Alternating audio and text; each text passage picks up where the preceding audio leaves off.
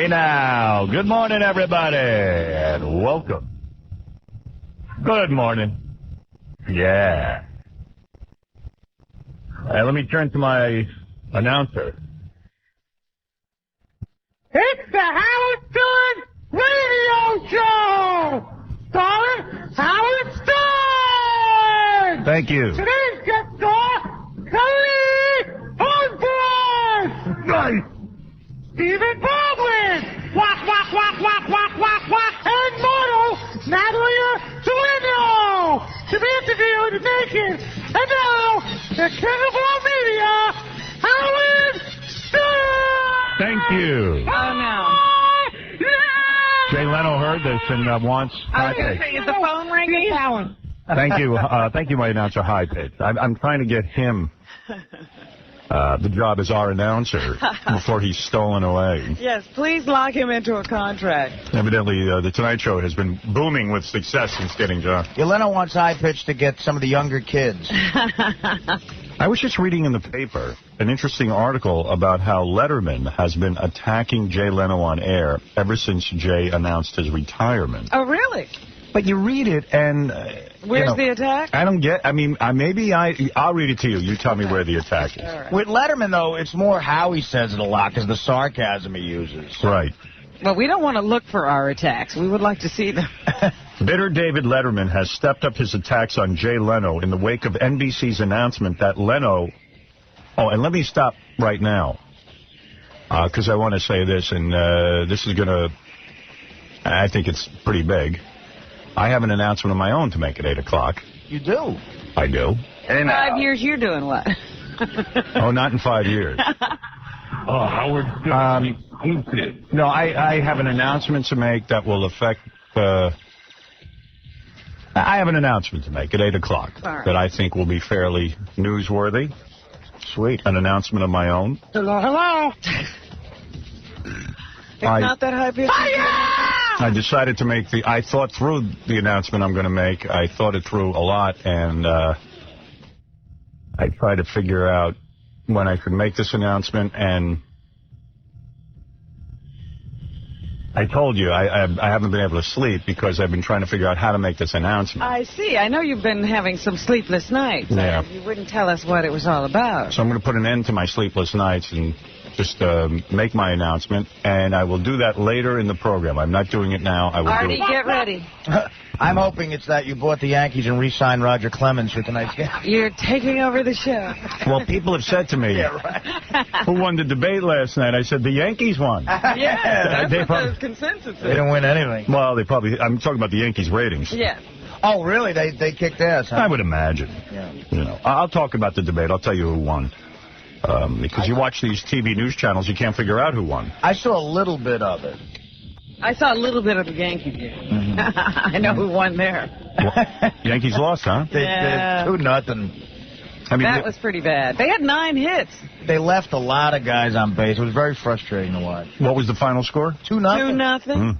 And scoring runs. They got the greatest lineup in the history of baseball. And if people got on base, nobody got home. The Twins have a great pitcher, this guy Santana. He was amazing. And it was that guy out in the field, though, who threw those couple of key balls. I don't know a thing about sports, but I do remember of the Yankees that many times they need the impetus to come from behind. Well, this year especially, and they're going to have to do it again. I will be Well, there you know, the tonight. last 4 playoff games, they've lost the first game. Yeah, this happened with the Twins last year. They Yeah. lost the first game and then won. Then they get pumped up, right? Right. I'll be there tonight. Then they crush. Let's hope they do it this year. Artie Lang will be there cheering them on. I can't wait. Then they can't possibly lose. I cannot wait. When Artie's in attendance. So anyway, so I'm making an announcement All later right. in the show. I think it's big. Okay. That's what You didn't want to call a press conference? No. Or you're just going to announce it here. Just tell us. And I think you'll figure out why I'm doing it this way. There's a bunch of reasons why I'm doing it this way. Okay. The main reason is that I want to talk this over with my audience and explain. Oh, you're talking it over. It's not an announcement? It's an announcement, but I don't like making announcements through, some sort of press release or something like that, because I truly feel that my best way of communicating is on the radio while I'm sitting here in this chair. So I would like to be able to tell you my announcement and then talk about it somewhat, rather than just leave it out there. And there's been no leaks. I've seen no hint of what you're about to say. 0 leaks, and it's a miracle. All right, here we go. Dave freaks out over rival's retirement. All right. Now, tell me, bitter David Letterman has stepped up his attacks on Jay Leno in the wake of NBC's announcement that Leno will be replaced by Conan O'Brien in 5 years. Ever since NBC announced more than a week ago that Leno has agreed to quit The Tonight Show in 2009, Letterman has been bombarding Leno on his CBS Late Show, calling Leno a lame duck and praising O'Brien for booting him. Letterman, I guess, claims that O'Brien now is the most powerful man in television because he got rid of Jay. Oh.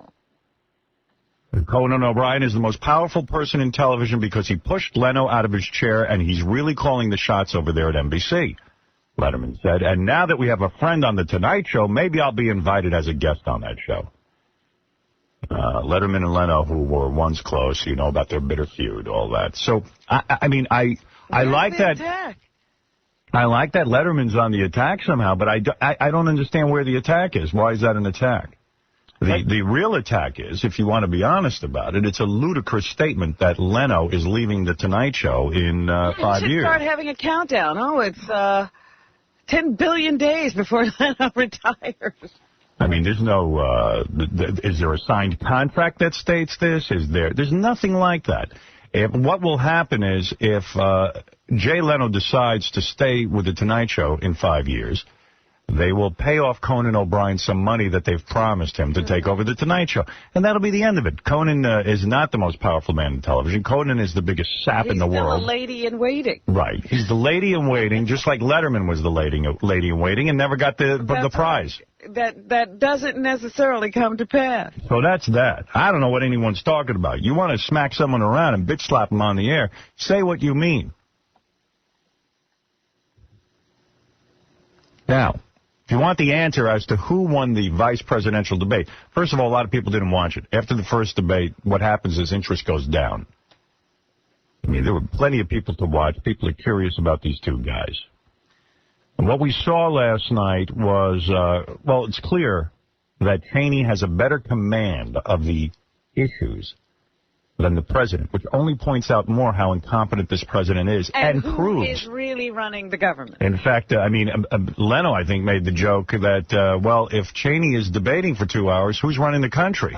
Well, I said, you know, you shouldn't have the president debating the vice presidential candidate, and you shouldn't have the vice president debating with the presidential candidate. Right. Now, as to who won, first of all, you want to rate it on body language. You got a slumping vice president wringing his hands who can't even look at people when he talks. And who tires during a 90-minute encounter. I mean, the wind was out of his sails in an hour. Yeah. He was exhausted. There were times he didn't even have a rebuttal. He said, I have no rebuttal. I think he was exhausted. I've said enough. I've said enough. I have nothing left to say. Much longer. I'm running out of gas. I mean, this is our one chance. To answer another question? Again, I make the point. We're the boss. Remember that we're the boss of the country. We hire these guys to run our country. And the vice president, who clearly is the most hands-on vice president in the history of this country, can't sit there. He looked like he barely could tolerate being there. He wanted to get out of the room and get back to the business of hiding in a bunker somewhere and pulling George Bush's puppet strings. He had a couple of good zinger one-liners. Oh, yeah, he's a good debater. He's good with that. I don't think John Edwards embarrassed anyone. I think he had a lot of good points. It was more of the same. We need a fresh start, all of this. But we have a very, very tired-looking vice president who really is almost saying through his body language, I need you to give me retirement. Yeah, man, they're going to work me right into the grave. You know, when a 51-year-old guy sitting next to him looks like he's a teenager, there's a reason for that. Yeah. On substance, both men did very well. Cheney's very good at putting out his agenda. In fact, if anything, I was disappointed a little bit in Edwards because he really could have nailed him 20 different ways to the wall. Nobody will ask this these two what is really going on in Iraq. What is it like on the ground? What are our troops having to endure, and what are you doing about it? Exactly. And part of the problem is the debate structure itself. These guys aren't allowed to look at each other and ask each other questions. Yeah, but there's a commentator there who seems not to know what questions to ask. The commentator, I give a D- to. She was horrible. No follow-up on the commentators, the moderator's point of view. What about that, Mr. Vice President? You were just accused of working for Halliburton while being Vice President. What do you think of that? Let's move on. Yeah. It was, in fact, she seemed confused as to who should go and what time. Right, she forgot the places lots of the time. Cheney much better than Bush. Cheney is the president. Bush is the vice president. Kerry Edwards lost no ground. Bush Cheney lost no ground last night. In fact, they might have lost ground because there are people who are going to see, wait a minute, that president is befuddled and the vice president really knows what's going on. I thought of that. Yeah. And that could be seen as a weakness in the president because that's who you actually elect. Yeah, I think it's more apparent than ever after that debate that Dick Cheney pulls the strings. And by the way, it's well-known fact that Dick Cheney is the guy who pushed for the invasion of Iraq. He talked his president into this. He can talk his president into anything. The president's hardly at work. But it's hard to stand up to, really looking at, you did business with Libya when the United States was not supposed to. You did business with Saddam Hussein when you were not supposed to. And notice Cheney didn't even answer. Wouldn't even respond to that. I mean, what Dick Cheney did as president of Halliburton, I think all Republicans will agree, and Democrats as well, is reprehensible. He made a dummy corporation so they could do business with Libya, the worst regime in the history of this world, next to Hitler and Stalin. I mean, you're talking about some real shady doings. You want a guy as vice president who would sell out his own country, traitor. And that's what, I was like, yeah, he's competent. He's, he knows the facts, but I don't believe a word he says. There really is a credibility gap. Yeah. I agree with the letting off easy thing because it feels like more than the debate. It feels like Bush and Cheney are on trial, and a lot of the times they're getting off like they're letting a witness off easy. They are. And in fact, know what I mean? Like Cheney, go at him with something. That's right. And Cheney was very effective last night. He goes, well, you didn't show up for any Senate meetings that I was at. Of course, you know what he's talking about are the Senate meetings that are held. It's a Republican caucus breakfast meeting that he goes to every Tuesday. Dick Cheney. There's nothing. No Democrat would be in there. There are no Democrats in there. Well, I thought he was talking about running the Senate on Tuesdays, and it's every senator. Nobody's coming up to introduce themselves. He's talking about the breakfast that the Republicans hold, which, of course, you're talking about a guy who lies so beautifully and efficiently that he could actually give you the semblance of telling the truth. He's a complete liar. Doesn't address one thing about the troops and what they're going through. Doesn't say any. Did you notice not one personal story except about his daughter? That he got personal about. Your children he could care less about. It's about his daughter. You're absolutely right. All right, Bill, you're on the air. So the answer is Edwards. I agree. Bill, you're on the air. How you doing, Howard? I am a first-time caller, long-time listener, and I wanted to let you know two things, actually. I'm a police officer, and I want to let you know that a big portion of my force listens to you every morning, helps us get us through our day. So, thank you for that. Thank you. And the other thing I was hoping for is that maybe I don't want to say support, but with the passing of Mr. Dangerfield, maybe you could play some comic tips or something of his throughout the show today. Maybe a portion on the show. I am planning a tribute to Rodney Dangerfield. I want to do it some justice. We got the word last night that Rodney died. So Fred has written a beautiful song. We're taking some clips from Rodney being here that we're going to play. So we will do a tribute. Rodney Dangerfield, to me, one of the funniest men that ever lived, and personally very, very nice to me. One of the most influential people in comedy, I would say, because of his support of young comedians. That's true. He introduced Sam Kinison, Jim Carrey, lots of different... Jim Carrey, I think, and Rodney Dangerfield toured together early on in Jim Carrey's career. Carrey was in his club a lot. That's where he first got wind of him, and he really pushed his career. There's a ton of guys who you now know from television who, Rodney Dangerfield supported. And quite frankly, I felt that support. Yes. After a couple of Tonight Show appearances, Rodney called me and said, man, bravo, you did great. He goes, no one ever called me after a Tonight Show appearance. I want to make sure to call you because I know what you were doing up there, man, and you were brilliant. And let me tell you something. When you get a call from a guy like Rodney Dangerfield, who has had more great appearances on The Tonight Show, The Ed Sullivan Show, every talk show. You get a call like that, it's mind-blowing to anybody who performs and tries to be funny. It chokes me up to even think about it. This guy doing that, taking someone as insignificant as me, and saying, well, job well done, out of the clear blue, didn't even know the guy. It was just remarkable, and it's not lost on me. And one of these days, I've got to do that for someone. I was actually going to call David Spade the other night because I saw his Tonight Show appearance, and I thought he was really good. And I said, I should do that. It means so much to someone when that's done, but especially when it's Rodney Dangerfield. And David Spade's had a few appearances. You were, pretty new to the game when you got that call. Yeah, I was pretty green. Well, I got to tell you, to make you feel good, not to get sappy, but I had the same reaction when you called me after you watched my stand-up tape. I saved that message. Oh, did you? Of course I did. Are you kidding me?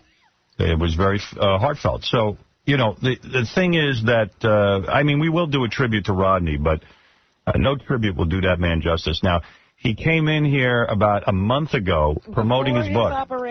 Before his operation. Yeah. And I knew he was on his last legs because not only did I see the condition he was in, he was rapidly deteriorating. And he was, he wasn't on his game. When they have to give you an operation to help you survive an operation, you're in pretty bad shape. You're in pretty bad shape. And probably, in retrospect, at 82 years old and in failing health, Rodney should have probably just weathered whatever was going on until he couldn't do it anymore. Yeah, but he wanted to give it a shot. He wanted to try. But he even said, it could be a rousing success and I'll be home next week or I'll never be home. Right. So Rodney will never be home.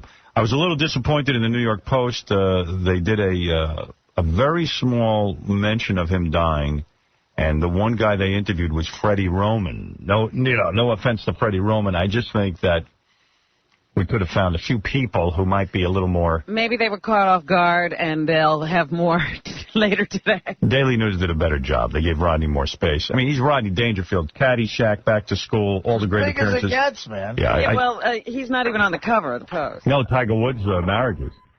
Oh, good. I thought that was interesting that the Post put Tiger Woods on the cover. I think they think Cheney did a bad job, Well, that's too. what I said. If you look at the Post, you know who won the debate. Right. Because Cheney would have been on the cover had he done anything good last night. No, Tiger Woods was on the cover. He's got great Rodney stories and talks about him like a father is Schimmel. Yeah, everybody Is loves that true? He did a lot for Schimmel, Yeah. Well, we should have a lot of people remembering Rodney. Well, maybe we'll do that. I can put that together. Maybe we can get Jim Carrey. Maybe we can get some of these people. Yeah. Maybe we'll get Jim Carrey. I could even get David Perman. Really? You think David Perman is available? I will call him personally. Oh, and if I can... That's my big announcement that I'm making later in the show. I can get David Permit on the phone. David Permit is a movie producer who worked very closely with Rodney, and I know is devastated. Everybody's waiting to hear what David would say. We'll probably go not getting Jim Carrey and probably getting David Permit on the phone. If history proves me right, that's our luck. Actually, if you want to, Schimmel does have great stories about him, man. Yeah. Well, maybe we'll get a bunch of the guys. Yeah. We'll do some kind of fitting tribute. But meanwhile, Fred might have a song for us later that he put together. Looking forward to that. Fred can write some real tearjerkers. That's what I said. At a time like this. I said, Fred, go for the tearjerker. Fred's best work, Sounds of Kinnison. Yes. Yes. Which literally brought me to tears.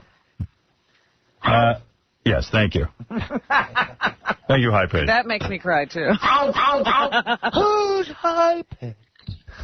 Here we go. Hi, Daddy. That is taking over the country. Who's High Pitch?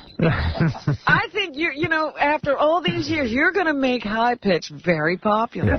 Kelly Clarkson. Play the one where he's on with Eric the Midget, a little piece. You gotta hear that.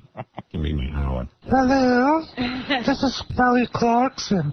Not Kelly Clarkson. This is more than likely High Pitch, isn't it? No, who's High Pitch? This is Kelly Clarkson. Who's High Pitch? Please spit in my face.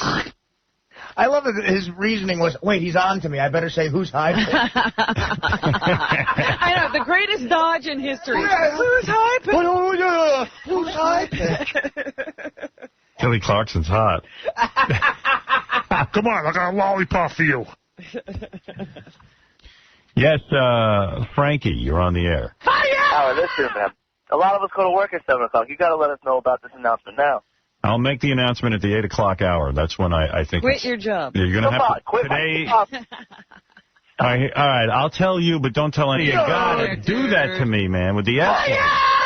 It's a habit. Lost. Don't Sorry. we have enough trouble with Tom and the button? We tried to weave you into the fabric of the show, sir. Hey, speaking of the button, I just had to hit the button on the guy. He had to use the S word. Because it's, he can't control himself for 3 seconds. He only knows 5 words. Yeah. This is a report on CBS. This is CBS News. And, we have a button here that obliterates like 10 minutes of the show every time they hit it. And I'm listening. And even when we bleep, they make us bleep so tight you almost can't hear any of the words in the sentence. Right. But here's a report on Dale Earnhardt. I'm actually mentioned in it. It's a sickening report. But their bleeping isn't so tight. After a race in which Dale Earnhardt Jr.'s tires never slipped, his tongue did. Live on national television. Well, it don't mean right now. Daddy's done one here 10 times, though. NASCAR winced, fining Earnhardt, docking him points, and toppling him from the top spot in this year. You know what word he said by their bleep? Absolutely, and Tom is making us bleep way too tight. Yeah. Here's overall championship for actions detrimental to stock car racing. It's the latest crackdown on salty language over the airwaves. We want to uphold our morals and values with our fans and with our drivers and within our community. Many in the audience say they're just fed up. From Janet Jackson's overexposure at the Super Bowl to Howard Stern, shock radio's leading voice of vulgarity, to Bono's profane acceptance speech at last year's Golden Globes. It's really brilliant. Performers keep living dangerously, even if some of their critics use the same language themselves. The FCC has gone on the offense. It's a record year for fines. I am so sick of Tom and his bleeping and his over-editing. I mean, CBS Evening News. You know what those guys are saying. You know it's the F word. And you know it's the S word. That's right. And Tom is back there bleeping the hell out of this show. You can't even make out what's going on. And I say it's BS. Yeah, there's some bits that have been completely ruined because he obliterated the word so much, all you hear is the beep. Yeah. And by the way, this report didn't need to repeat what Dale Earnhardt said. That's right. They're doing it for ratings, titillation, shock value. BS. Sick of it. I'm sick of all of it. So, there you have it. Anyway, I'll make my announcement at 8 o'clock. Somewhere like around 8 o'clock. You know me. With the schedule, I get a little off. Yeah. I could screw it up. Could be 9. Could be 9 o'clock. Tune in tomorrow at 10. I promise to get to the announcement tomorrow. Right. Yeah, Jenks. Hey, good morning, Howard. Hey. Do you remember, like, a bunch of years ago when Rodney Dangerfield came in and he claimed that Jackie Joke Man owed him a boatload of money, and that Jackie was supposed to have paid him in jokes? Well, what the story was is that Rodney said that Jackie borrowed money from him. Right. And when he went to collect the money, Jackie went, "I paid you in jokes." And Rodney goes, "I don't recall that." I love, you know what, one of the things I thought about was those great arguments. Oh, yeah, you know what? Can you pull that and replay that, Howard? You know what? We got to make that part of the... Yeah, the retrospective. Yeah. Gary, you got to be working on that Rodney retrospective. It was the first time that I ever heard Rodney Dangerfield serious. Yeah. Oh, he was dead serious. He was like, I got nothing to say to Joke Man. Yeah, no, he did those two. There was no love there. Yeah.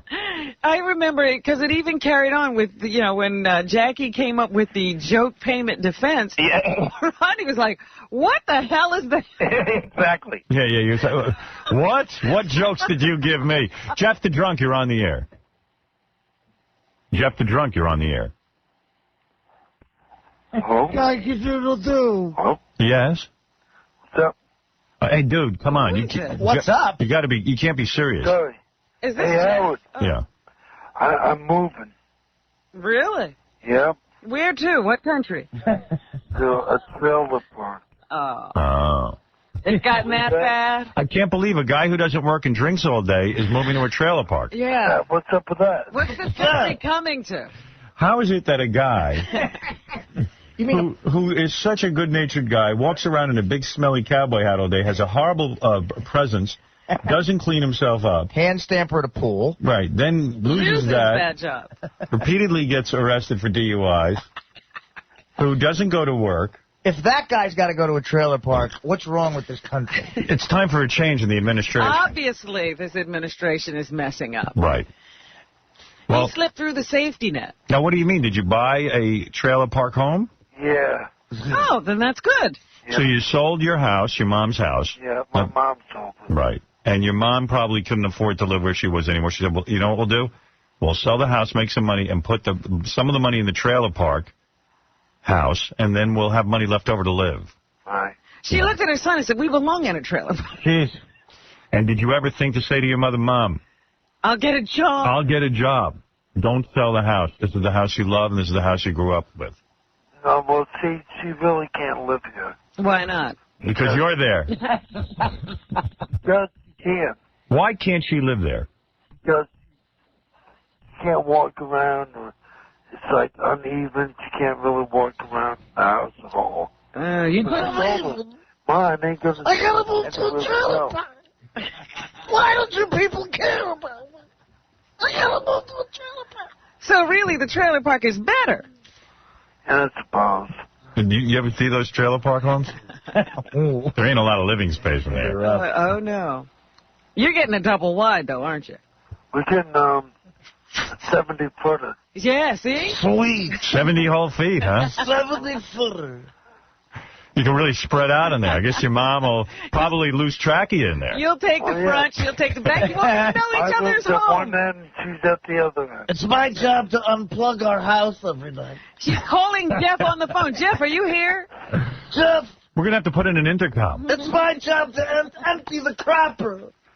Yeah, what's the deal? Do you have, like, one of those porta-sand things attached to it? Like, you have to empty it out? No. Where does it go? That's what they do. There's no cesspool. Oh, I don't know. You got to empty it. I never lived in one before. It's like being a dog. Like, after you move your bowels, you got to pick it up with a bag. You got a pooper scooper. It's an aluminum mansion. It's a mansion on wheels. So you say you have a 70-footer. What about your neighbors? What kind of footage do they Oh, have? I really don't know. Those losers, 40 tops. Did you get a nice plot? Yeah. So what do? You hook up. It's a home that's hooked up to. It's not a mobile home. It's not one of those things you can drive away in. No. No, that's like a luxury RV. You've got one of those things where it's kind of standing there and there's a bunch of tin, like aluminum cans next to each other. But they still keep the axle and the wheels, don't they? So you could go. If you Yeah, you could go. Today a trailer, someday a Winnebago. So how many bedrooms in this thing? 3. Oh. And 3 bedrooms, 2 full baths, Wow, look at that. a living room. You haven't taken Living 2 large. full baths in 20 years. you got to understand they cram that into 70 feet. But yeah, does it have like the fold-up table? Because the kitchen and the living room sort of like are the same. You got an No, attached. they're not the same. You got an attached fold-up table? No. Oh, that's too bad. Could save some space there. I got 3 beds when I have 2 chicks over. Hey, Jeff, I hope there's room for your book collection somewhere. Yeah, me too. Books are like kryptonite. I was just Books are looking like at my bowling kryptonite ball. to Carl. But what about if Jeff brings a girl home? How's he going to sneak her past home? You know what? That ain't going to happen. I don't think that scenario's been considered. Baby, be back quiet. door is My open. mom's over there, and I've got a boil on my ass. You don't want to wake up my mom. Why'd you have to leave your old house? It was uneven. I've never heard that before. Well, yeah, I don't even understand what that means. You know what that means. Walk out for my mother to walk. She can't walk on it because it's uneven. Because, you know, it's like lumpy and stuff. It's lumpy. If this trailer's rocking, don't come a knocking. So the floor was lumpy and you have to leave? Well, we had to leave, honey. No, man. Lumpy It ain't floor. the floor. I'm talking about the ground. So how much money did you get for your old house? 85. So you took the 85, and what'd you have to pay for the... No, you dumbass. 1,000. 85,000? Yeah. Well, you're sitting like a king now. And how much does it cost for the new home? Like 30-something. Oh, my goodness, you're in the money. So you got 50 grand to live on. Yeah, What are you going to do with the money? I don't know. It's not mine. You'll find a way to get your hands on it. 2 words, mustache rides. Are you kicking in some of your SSI to help with the bill? Yeah, of course. Oh, okay. Oh, yeah. I'm helping. How much he drinks? That's his whole SSI check. Right, he doesn't charge her for the booze. That poor mother. It's back to domestic beers. All right. Only drinking Budweiser. I got an issue with Curro. What's that? I gave him my mint 4 rows behind third Yankee. They were sweet. And someone told me you sold them and didn't go to the game. Oh, baloney, I went. A friend of mine said he saw you walking away from the stadium at about 10 to 7. Already baloney. I was there, dude. All right. I swear to God. I believe You saw the whole game? I saw, well, not all of it. Oh. I saw, okay, I was going about maybe... That was the night they clinched. Why would you leave early? No, I didn't leave early. I didn't listen. Bitch. I went out and I was starving. Oh. The guy says, hey, Jeff, you want a beer? I said, yeah, sure. I said, I'd rather have a hot dog. He's like, well, I'll buy you one of those, too. So we had a beer and a hot dog. He said, oh, can I introduce you to some of my buddies? I said, sure. So I went walking through the crowd. You didn't have enough money for a beer and a hot dog? You're sitting in Artie's mint seats? Wait a minute. Of course he does. And then what happened? You walked through the crowd and couldn't find your way back? No, I found my way back. He's saying he missed some of the game. I got to the seat just as Bertie Williams hit the home run. You know what I would love? You missed most of the game. I would love to, like, have a separate channel where, like, you could have the Yankee game on the radio, but you let him be the announcer. Wouldn't you listen? Sweet. Bertie Williams. The Yankees are bringing you Mariano to pitch. No, mostly he's going out to get beer and hot dogs. Here's the 2-2 pitch to Seth. Here's Darren Jeter. Nice. All right, man. Good luck with that new home. Well, call us from the new house. Right. Yeah, give us a call. Yeah, you know, are you going to move yourself, or are you going to have a moving company handle things? I think I'm not going to move, but I think, you know, my brothers and sisters will. I missed Jorge Posada's homer. I was in the crapper. But wait a minute, Jeff. There's a lot of stuff in a house that you can't move into the trailer. So you guys having a yard sale? I think it's a fresh start. Let's sell our old couch. Who's the lucky couple that got to get that? I think I'll probably have the place fumigated. Yeah, who needs that couch? No one's selling my bumper pool table. You're probably not bringing a lot of stuff with you. You're starting fresh, right? Yeah, probably. Fresh. I think the trailer is fully furnished, isn't it? Does Jeff have anything of value? Like, I mean, is there anything he values personally that he'd have to bring with him to the new house? Pictures. Pictures. I have awesome pictures. Pictures. All right, dude. Autographs. What pictures? Autographs, okay. Pictures of beer. I'm bringing all my pictures. Tom Seaver. All right, and Jeff, here's $500. Oh, thank you, Howard. An Xbox game system and the Leisure Suit Larry Magna Cum Laude video game. Help Larry learn it's not who you impress, but who you undress on Xbox, PS2, and PC today. Maybe that'll help ease the move. Yeah, it's $500. Get another house. All right, hold on. Okay, thanks. I can buy a tire for the trailer. Get your own double wide. We'll help him out. Give him $500. That's nice. That poor mother. Oh. We got to take a break. We will be back right after these words. And now a public service message from the Howard Stern Show. Don't obey the traffic laws in your community. They were created by a group of bureaucrats who couldn't possibly know the size of your car, how fast you like to drive, or what kind of appointments you need to make during the day. 95.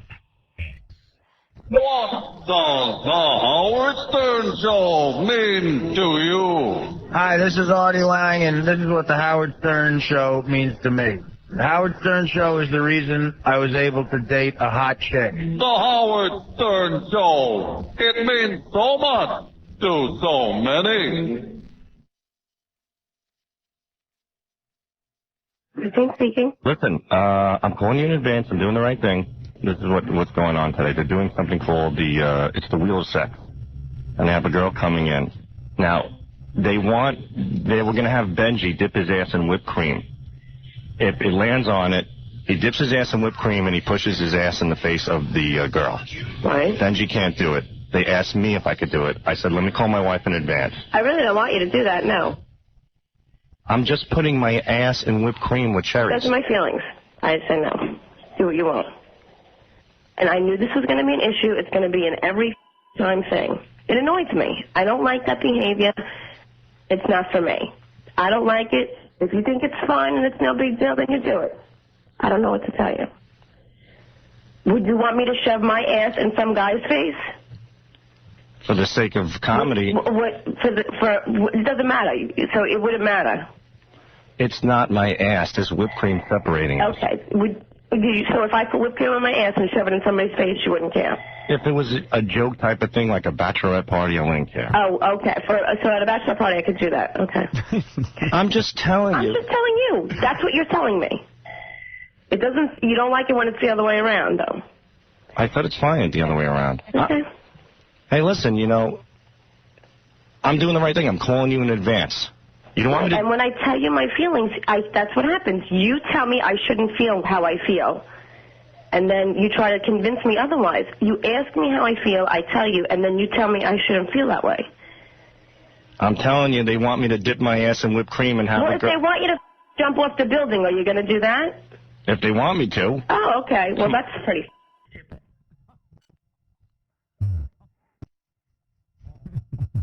Anybody getting married?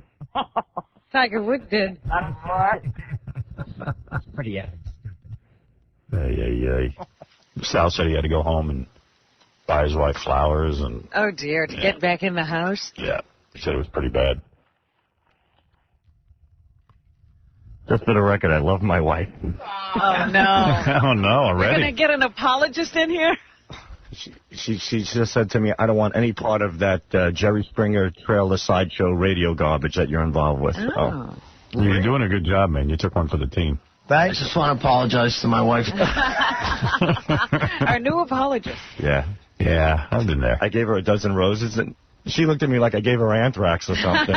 Just threw it on the side, and Well, you didn't do anything wrong. What'd you do? You made a phone call. I think I'm the one who looks like the idiot, but that's besides the point. Sal's doing a good job. Yeah, he is.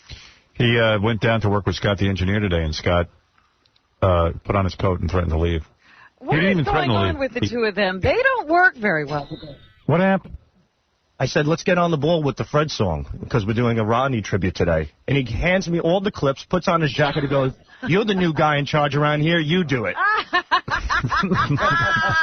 That's our I'm like, Scott, I'm just telling you to get on the ball. Every time I'm in there, he's just gazing at the computer. He's just staring at the screens. And he's like, I'm busy. I'm like, you're busy doing what? Playing Connect the Dots with the monitor? Hey, man, has to think. You don't understand his creative process. He's thinking about how to get the hell out of here.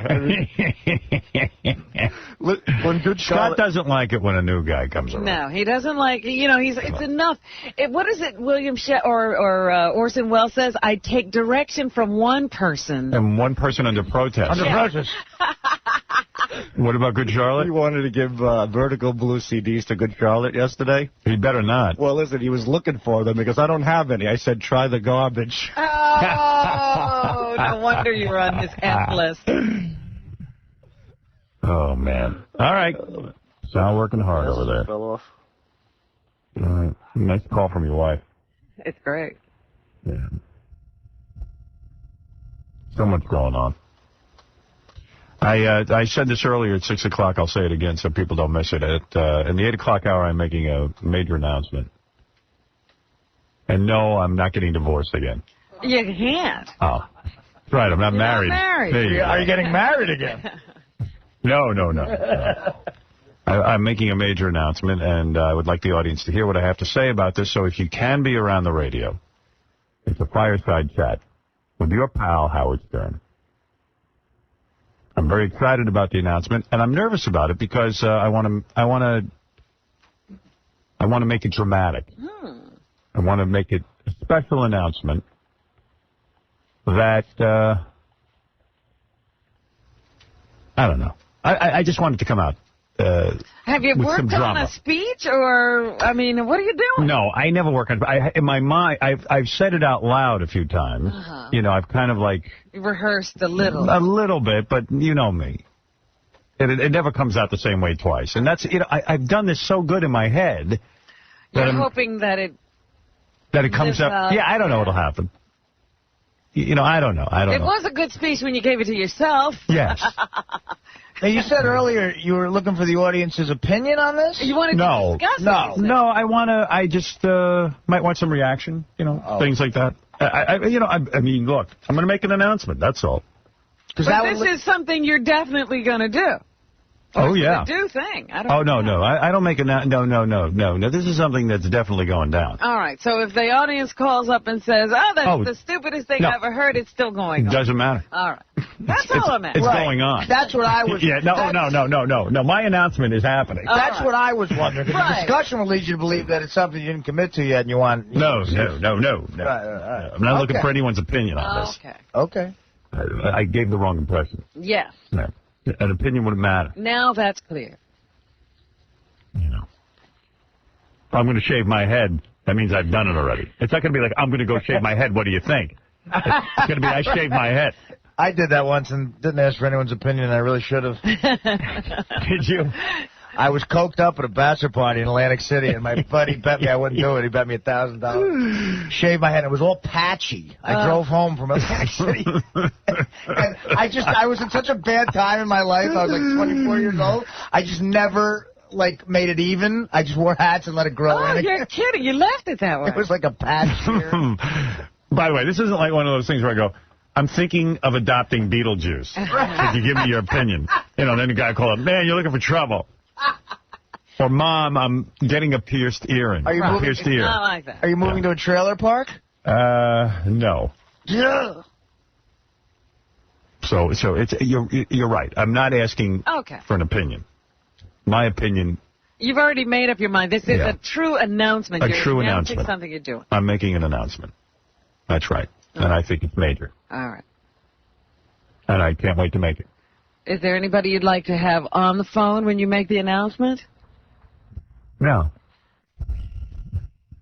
I've joined the Marines. Are you a lawyer? I couldn't keep it in anymore. Yeah, I'd like the Pope on the phone when I make this announcement. No, there's nobody I want on the phone. You know, because every once in a while you say, I want to talk to a big fan or something. No. Let me put him on the phone. Let me tell you. Maybe I'll get high pitch on the phone. Yeah, high pitch, what I'm going to do. Who's high pitch? It's Kelly Clarkson. Hi, Daddy. Good afternoon. Hi, good afternoon. How are you? My name is Eric. Yeah. I'm looking for some anal products. Oh. What is it? I'm looking for some anal products. Anal quarter? Anal products. What is that? Do you have coochie cream? What is that? That is a movie or what? No, creams. Different creams. For my ass. No, I don't Get know. together in your ears. No, we don't have anything like that. Okay, don't laugh. Huh? You have backdoor beads? No, my dear, no. We don't have. Sorry. Okay? What do you have for the ass? Hello. Hi, how are you? Now, you guys called here 40 times. Do you have tush teasing? What? Tush teasing. No, sorry, we don't have. Do you have African? Hello? Hi, do you have African anal invader? No, we don't have that. Okay? I know you guys called me. You have jackhammer, bammer, slammer? Sorry, we don't have. How about anal douche? Don't call me again, okay? You understand? Yeah, and don't call me either. Hey, anal products? Creams? What's in that high pitch's mouth? Like, I don't know. When he says Kelly Clarkson in that one clip, I know, it's cool. What the hell's going on? Kelly Clarkson. What's going on, man? This is Kelly Clarkson. What is backed up? yes, Jeff, you're on the air. Kelly Osbourne will be with us in a minute. Yes, Jeff. Hello. Yes. You're getting married again, aren't you? No. No, I'm not. It's 8. You got to wait till 8 o'clock. Yeah, you don't even guess. Don't even guess. No. I My wouldn't. guess is you're getting married again. No, I wouldn't get Well, that in a million years. Even if I am getting married again, I'm going to throw you off by saying, no. So I'd have to lie to you. I would bet that he would announce that he's just quitting before he Yeah, would. because I couldn't suffer the humiliation of Robin laughing at me every morning. Oh, forget it. And people Two just... words, prenup. Thank you. Good luck, Howard. Hello? Hi, Nicole. Hi. I just wanted to tell you that about 3 months ago, I was completely against your show. I wouldn't even give it a chance. And my fiance's been listening for quite some time, and he's like, just listen to him. For one morning, just listen to him. And I've heard you do so much awesome stuff for your fans. I just wanted to say you changed my mind. Well, great. Okay, always like a new fan. And by the way, thank you for that. Oh, no problem. It took me a while to get through. I'm actually from Pittsburgh, so. By the way, on a serious note, in Pittsburgh, I don't know how many people are aware of this. There's been devastating flooding. Yes. I mean, like the worst possible disaster. What's flooding Pittsburgh? Yeah, my whole family lost their house. Yeah, I mean, people are suffering unbelievably. And if anybody wants to make a donation to the Red Cross, that's who's in there helping the relief I effort. didn't know there was flooding. I mean, like people losing their homes, devastation all over the Is place. this from, like, the hurricane rains or something? Yeah, right? Wow. Isn't that what it's From from? Ivan. Yeah, from Ivan. Yeah, believe it or not, you don't hear about that Yeah, all you that hear much. about Florida. You don't hear about Pittsburgh. Yeah, well, you know, that whole general area is devastated. Wow, I'm sad to hear I that. had no Pittsburgh's idea. a great town. I'm sad to hear And that. I hear that things are going gangbusters with our new radio station. Oh, they absolutely love Yins. I mean, it's crazy down here. Like I said, I wouldn't even give it a chance, and he just, you know, he's like, just listen one morning. And what sticks out most in my mind is that kid, I think it was last week, that was so upset about his girlfriend leaving him, and you sent him down there to get his mind off of it. And I sent him down to Scores Fort Lauderdale. That's yeah, and I thought that was just awesome. Yeah, in fact, Scores is opening. This is big news, I guess. That's the announcement. Scores is opening in Fort Lauderdale. Scores is so great. I mean, that is my mecca whenever I feel low. Or Yes. It really is. I swear to God, you do not need antidepressants. You don't need any kind of medication. You're going down to the opening, right? I am, Howard. I will be there with bells on Friday night in Fort fact, Lauderdale. Today's the day. Today is grand opening. Yeah, Lonnie's down in Fort Lauderdale. They say it's real nice. They sent me some pictures of it. It's really cool, and they're bringing in their best babes. Yeah, I'm actually doing an appearance. I'm working it Friday, but that is far from work. Where is it? In Fort Lauderdale. But, I mean, you know. I don't know. I don't know where. I don't know exactly where. No. I know Ronnie, the limo driver's going down there, and Baba Booey's going down there, Oh, too. Yeah. Everybody's going down. I'm just amazed. Someone told me Ross Zapin's trying to get down there. I mean, I'm like, hey, Ross, aren't you engaged? Baba Booey. When are you going down? I'm going down Friday after the show. Oh, yeah? Yeah. You going with anyone? I'm meeting up with Artie. Yeah, we're going to party all night. You having dinner down there? They got a new... Yeah, we're having dinner. They got a steakhouse. They got a kick-ass chef on the west side. I go there for dinner. Yeah, but they have in the Fort Lauderdale, they have an actual restaurant with a name that, you know, people come in just to eat. Which is shocking for a strip club. Yeah, it's a big steakhouse, supposedly, or something, but... I'm gonna have a steak in front I don't understand. Yeah, me neither. I never know what Ronnie's talking about. They have a restaurant, like a 5-star restaurant with a name, you know, like, it's not... A 5-star restaurant? It's not called Scores Restaurant. It's like a... Like John George is in Scores? Smith and Walensky or something like that, you know, it's like a steakhouse. Oh. I'm so glad you're late. Who's Kelly Clark? Yeah. Wayne Siegel's going down, too. He called me yesterday. He's going, too? He's flying down there. Wayne Siegel? Wayne Siegel. America's Bachelor? He doesn't need any poontang. America's Bachelor, the guy you'd never see with a girl, but he's got girlfriends all over the country. Hey, come on, I got a lollipop for you. By the way, what was that last thing that you had and when you were supposed to bring a date and somehow the date never showed up? Oh, that was... That's every time. That's every time. Yeah, but he he's been claiming that he has some kind of a girlfriend, but nobody's ever seen him. And then he makes plans, and then he shows up solo, and you go, wait, we're doing a double date thing. Oh, and then he puts on that Italian accent of his. He goes, hey, I don't know what happened to her, man. What? He pulled that at Ross's 40th birthday party. Yeah. Right. He was. She had other plans. She had theater tickets, but she's going to meet me there after the theater. Yeah. Because it's in the city, but. Never showed. Never came. She's like Santa Claus.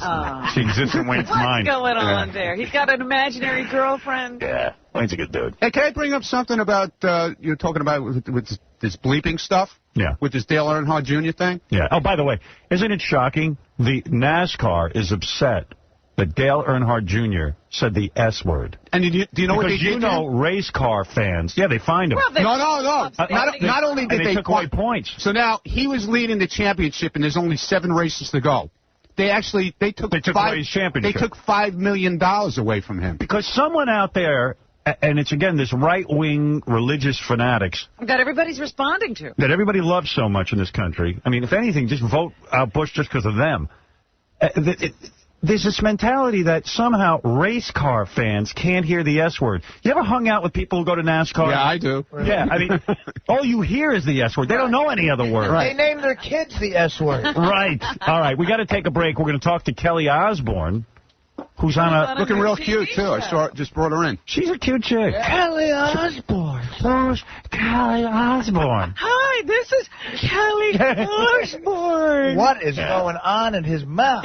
And at 8 o'clock, I'll have the big announcement that I'm going to make. This is Kelly Clarkson. We'll be back right after these words. They don't make actors like Rock Hudson anymore. Oh, Rock, take off my bra. Oh, darn. Oh, I love your luxuriant hair. Thank you. Your hair is chest. Your abnormally wide hips and feminine bottoms. Yes. Your sloped and rounded shoulders. Well, thank you, Rock. Who's talking to you? I was talking to the cameraman. Oh, Rock. Now that's a man's man. Literally. You're listening to Every Woman's Dream, Howard Stern. 95. You're down, but not out. After railing at the FCC for what he termed an indecency witch hunt against him, Stern announced that his show has been added to 9 news stations nationwide. Those include 5 markets: Pittsburgh, San Diego, Rochester, New York, and Orlando, and West Palm Beach, Florida, where he'd been pumped from the air due to Clear Channel Communications' decision to drop him from its station. All right, well, anyway, Howard's back. The Howard Stern Show.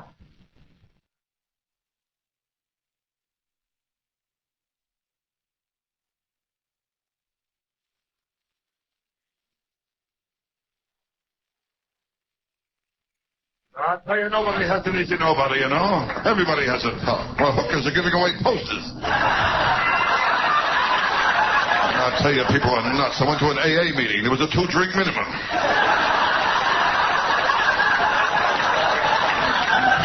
I'll tell you, the greatest trust in the world? 2 cannibals having oral sex. What are you, a glee club? I did the same joke for the PTA when they were very big.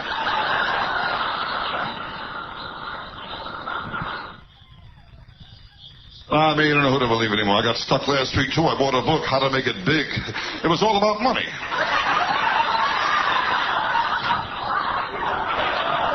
And I'll tell you, I mean, nothing works out. I go fishing, I catch nothing. I go to orgies, I catch everything. The great Rodney Dangerfield, dead at 82. We loved him. I'm going to do the whole song and the whole tribute to him, but Kelly Osbourne's here. I don't want to keep her waiting. Don't forget that tonight on E, all right, thank you, Rodney. It is the most anticipated show ever. And you know what I'm talking about. What is the most anticipated show ever, Robin, on E? Oh, we've already done the, on E. Nikki Z. Coming up, the world's biggest what? Hemorrhoid contest tonight on E. No, people don't want that. 6 contestants, $10,000, and only 1 winner. See, the world's biggest hemorrhoid tonight on E. You must see it. Every time it's brought up to me, it takes me back to that sick place. Quick show note, we'll talk to Kelly Osbourne. At 8 o'clock, I am going to make an announcement that I think is a big announcement and that you might want to hear. 40 minutes. 40 minutes away from that. Yeah, I was just checking my watch. How long do I have to wait? How long do you have to wait for your announcement?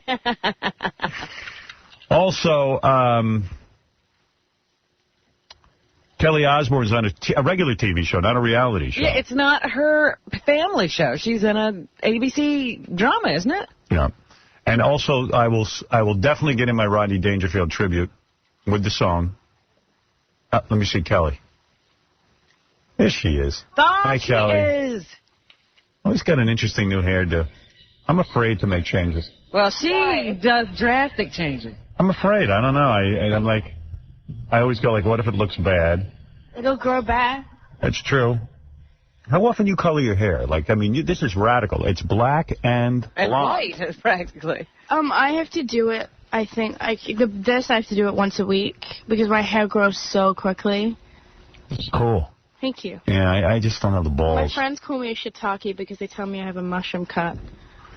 Yeah, it's just cool. You're not afraid to. It's not a wig. It's your hair. It's my hair. Yeah, everyone says it's a wig. It's so thick. I was thinking, is she wearing a wig? I actually shave the underneath of it so that it doesn't look as thick. Really? Yeah, because I have so much hair. Who puts all that together? Do you create these things? Yeah. Maybe you do this yourself? Mm-hmm. Huh. It always has a cool look. I don't know. You know, I mean, I cut my hair shorter, but. Well, you tried. A couple of times you went with a couple of blue streaks. And yeah, I tried once with blue streaks. It was pretty nasty. I did. I put blue in it. Remember that? Yeah, I do. My kids got scared and started crying. Did they really? Yeah, they threw me out of the house. It was really bad. So are the Osbournes reality show, is that canceled? I don't actually know what's going on with it. I just know that they're not filming right now. Yeah, oh, that's it. Oh, so then it's not going to be on next season. No, there's a season airing. I think it starts this month. So they've shot something, but not right now. Oh, because it's like they do it for a while, then they stop for a while, and then they do it for a while. So. And Ozzy and Sharon are happy that they're not getting the cameras in there again, right? I think right now we're just taking a break, and it's nice because my dad feels like he can just take a break from everything that he's doing, and my mom, they spend every second together. Yeah. How's his health? He's completely recovered from... It's amazing. Like, we thought that, like, till today he'd still be walking with a cane, or they said maybe even be in a wheelchair, and he just was better in, like, 3 months. And your mom, no cancer gone? Cancer gone. Everyone in my family is healthy, and it's great. Yeah, and what's going on? Man, you shocked me with that whole rehab thing. I didn't know you were hiding. Yeah, now you had a problem. Hey, who knew you had a problem? I thought you had it under control. Absolutely not. Come on. Wow. So when did you discover you were a drug addict? I think an alcoholic or whatever. I was never into the drinking. It was strictly drugs. What'd you like? I've probably done that. I was very much into the painkillers. Really? Vicodin. Vicodin. I've done Vicodin. And I got to tell you. You never did Vicodin. You took it for a doctor. No. I can't say who I was with. I spent an afternoon with someone drinking wine and taking Vicodin. What's wrong with you? Are you well? I took 3 Vicodin, and I drank a whole bottle of wine. And by the way, they say never mix drinking with pills. Well, that's why I never drank, because I was afraid I was going to kill myself because I took so many of them. But I took these Vicodin, unless I have the wrong Vicodin, and I didn't feel a thing. Really? Honestly. I was like, well, what's all the big fuss about? I am shocked that you're saying that. I took Vicodin because I had a toothache, and I was slugging it back like there was no tomorrow, and drinking because the pain was so bad and it never went away. Yeah, no, you never drink and you take Vicodin because you could have such a reaction that you would die. No, I never did that. No. So you took Vicodin and that made... I did a lot of drugs. It wasn't just that. So how many pills a day would you take? I was taking like 50 pills a day. Whoa! I guess we wouldn't have a reaction with 3. Look at you. Ladies and gentlemen, let me say that I never did that. Oh, yes, you did. Mr. Limbaugh, how many pills did you take a day? Tops 40. But it was really dumb of me, and I got to a point where I couldn't stop because I'd get really sick when I tried to stop. And it was like the last thing I ever wanted to be like, well, Dad, you just nearly died, and Mom, you just nearly died, and Jack just went to rehab, and by the way, I'm a drug addict too, just to make things worse. So when would you take these pills? I mean, what was the routine? From the second I woke up. All right, let's walk through it. See, like that reality show... That would have been in there if I was doing it. The fact that you could conceal that on the reality show No one knew. I was like, You were the goody two-shoes. I wasn't goody two-shoes then. Well, I mean, with the sex. You were. Yeah, I mean, I was shocked, like, how you speak to your parents. I mean, it's gotten really bad. It was the drugs talking, not me. Is that true? I'm a changed person. Well, there were a couple of times on the show where I saw you falling around, and I questioned you. No, I didn't know what I literally, like, I'd fall over every day. I still fall over every day, but it wasn't because, like, now it's because I'm just stupid. It's not because I'm on drugs. So when did you start taking because you were kind of anti-drug. I started when I just pretended to be anti-drugs because it hid the fact that I was doing it. Right. I started when I was 13. Oh, really? Yeah. Oh, I didn't know. Did your brother know the whole time you were getting high? And he just didn't say anything? No, but towards the end he did because it was clearly obvious. Right. Because I'd pass out when people were talking to me. Weren't they just boring? Well, besides that, I really would just pass out. Like, it changed my life, and I'm glad that I went through that because now I get to appreciate everything more. Do you think you were acting out sexually, too? Like some of the guys you were choosing were kind of scary to me. No, I just think I have a really odd taste in men. You're still choosing the same kind of guys? I still think you're trying to, not trying consciously, but I think you're trying to find someone more outrageous than even like your dad. No, I just...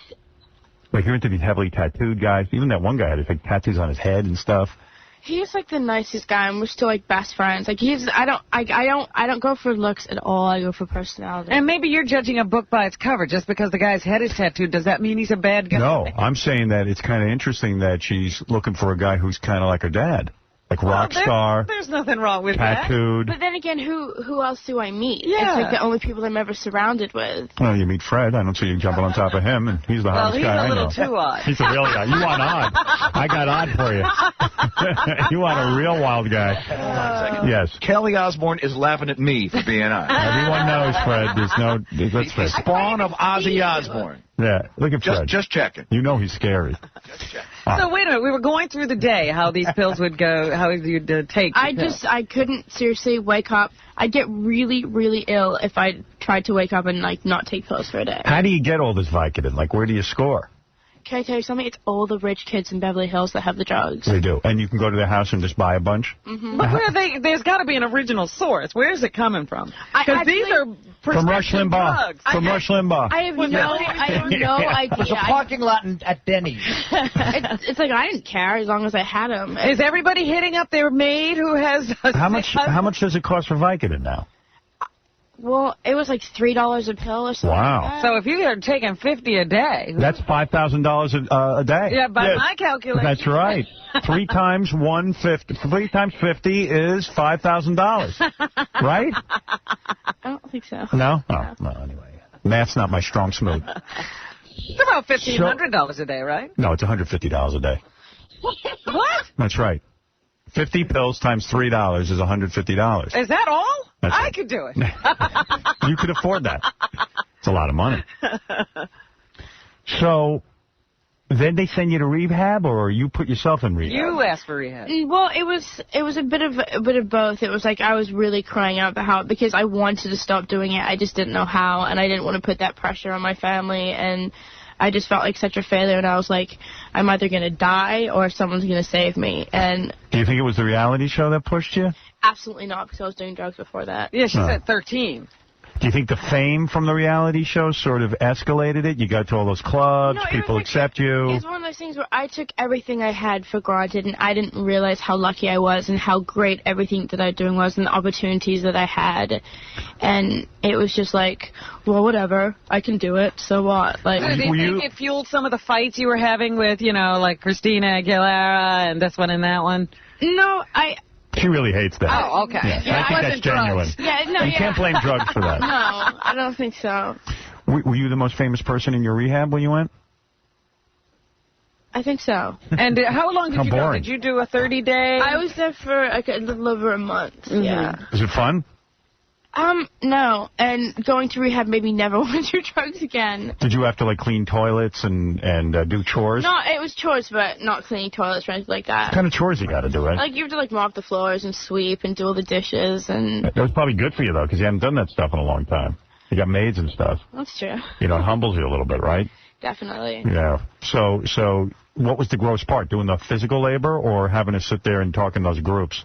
The groups thing killed me because I don't care what anyone else did, and it's having to wait and listen to them was just like a nightmare. Let's get to me. Some of them, not even that. Like I didn't even really like telling my story because it's like it's just like not what.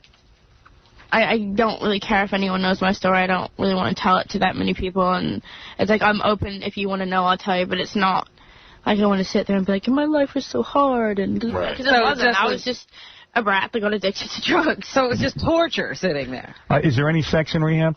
No. Anyone you want to hook up there? Absolutely not. No. No. You don't see any of the other patients having sex? No. And you got quite sexual all of a sudden. You were like the little girl. Now all of a sudden you were these men. What's going on there? I'm 20 years old. I know, but I don't like it. I don't like what you're up to with these guys. They're doing it. Oh my God! You know we don't go there. Guys are doing you now. We don't go I got to there. get used to the new sexual you. We don't I knew go you. I used to see you as a little girl around the pool at the Marriott Marquis, With walking your around a white little pinafore. white pinafore. Now you're doing guys. It's hard You for think me. your daughters are not? Of course not. You're in denial, man. I know they are. I know they are. I know what they're up to. Trust me. He'd rather talk about it with you. Yeah, let's just, you know what? Let's just talk about you. Don't ever bring up my daughters. Yeah, I think they're sexually active. I know they are. No, not my 11. No, not my 11-year-old. God forbid. Oh, my. She likes boys, though. Oh, dear. She's got that stern gene. So how do you like sex? When did you start officially? Let me tell you No, something. no. Look at me. I do not discuss my sexual life at all with All right, anyone. answer Not even Yes, my you best do. Not even my best That's friend. not true. Just I one swear question. on my mother's life that I don't even talk about it with my best friend. I know you Just do. one question. Do you enjoy it? I am not going there right What's your favorite thing? I am not going Kissing, there with this. petting, third base, or the home run? What the hell are the bases anyway? First base, kissing. Second base, feeling you up. First of all, I don't like when people touch me. Third base, Really? right? So Even they a have guy? to kiss you without touching Well, you? I'm sorry, but Oh, that's like, horrible. I have to really date someone for a little bit before like I even kiss them. I'm So not. no Oh, friends wait. with benefits or But anything like that? you're telling me your boyfriend. When he touched one? Which one are you with now? Who I are don't you with have now? one right now. So what do? Just random guys? Friends No. with benefits? When you're out with Bijou Phillips and all of them? No. She your friend? I know her. Yes. Who are your friends? See, I don't. That could be the problem. I know those girls, and I'm friendly with them, but they're not people who I call and hang out with. You hang out with Paris Hilton? I've hung out with her before, but that whole crowd. What's wrong with her? I don't know what's wrong with her. You ask know. her. Come on. What's wrong with her? You know. You have opinions on people. Why is she filming herself all the time? Yeah, why is she constantly filming Can I herself? tell you something? If people film themselves having sex, it's because they love themselves and they want to look at it. Does she love herself too much? Who doesn't? Do you film yourself having sex? Absolutely not. We're not talking Have about you me. ever filmed yourself? Absolutely not. Do you think I'm stupid? I'm asking a question. So do you think Paris Hilton is stupid? I think that's a really stupid thing to do, to You be do? honest with you. Yeah. Yes. And it's very graphic these days. Have you seen the films? You've seen them, haven't you? I haven't seen the whole thing. I only saw like a 30-second clip of the first one. Do you watch porn? Absolutely not. Why? Because I think it's disgusting. It's bothersome. I just cannot watch it. I don't. I'm going to guess right now that you do not have orgasms with men. Oh my God. And I'll tell you why I I'm say not even that. here to talk about sex. I'm here to talk about You my better talk goddamn about it. show. You better talk about it with someone. Obviously, you can't talk about it with your parents, so you better talk to me. Can I tell you something? Go ahead. You would be the last person I'd ever tell this to. Now, why is Why? that? I'm an expert on it. And we've known you for so long. I'm trying to help you. It's not. Let me tell If you don't like to be touched sexually, Oh my God! I never said that. I just don't like people like I don't know touching me. well, I agree. But once you're intimate with a man, he should be able to press a certain button and get you going. And I think what you're telling me, and you're reaching out for help. So I'm reading those signals. We all know that you wanted to get really much more sexual because you. Have you had sex in your parents' house? I don't talk about this stuff, and I'm not going to. I believe you have. Of course she has. She didn't move out yesterday.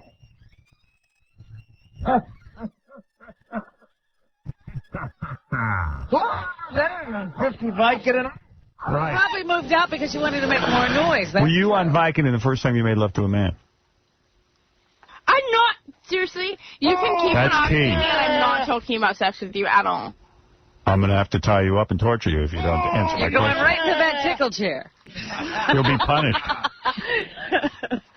All right, let's take some phone calls for you. Now, there's a new TV show that you're a part of, Yeah. and you don't want your parents watching this because you have sex on the show. I don't have sex on the show. It's But a there's very love sexual scenes. show, and It's- this- and you know, people can't get past it. It's really not that sexual. It just says things that people are afraid to say about sex. When is the show on? It's on tomorrow night at 9 o'clock on ABC. I will watch it. It looks like a good show.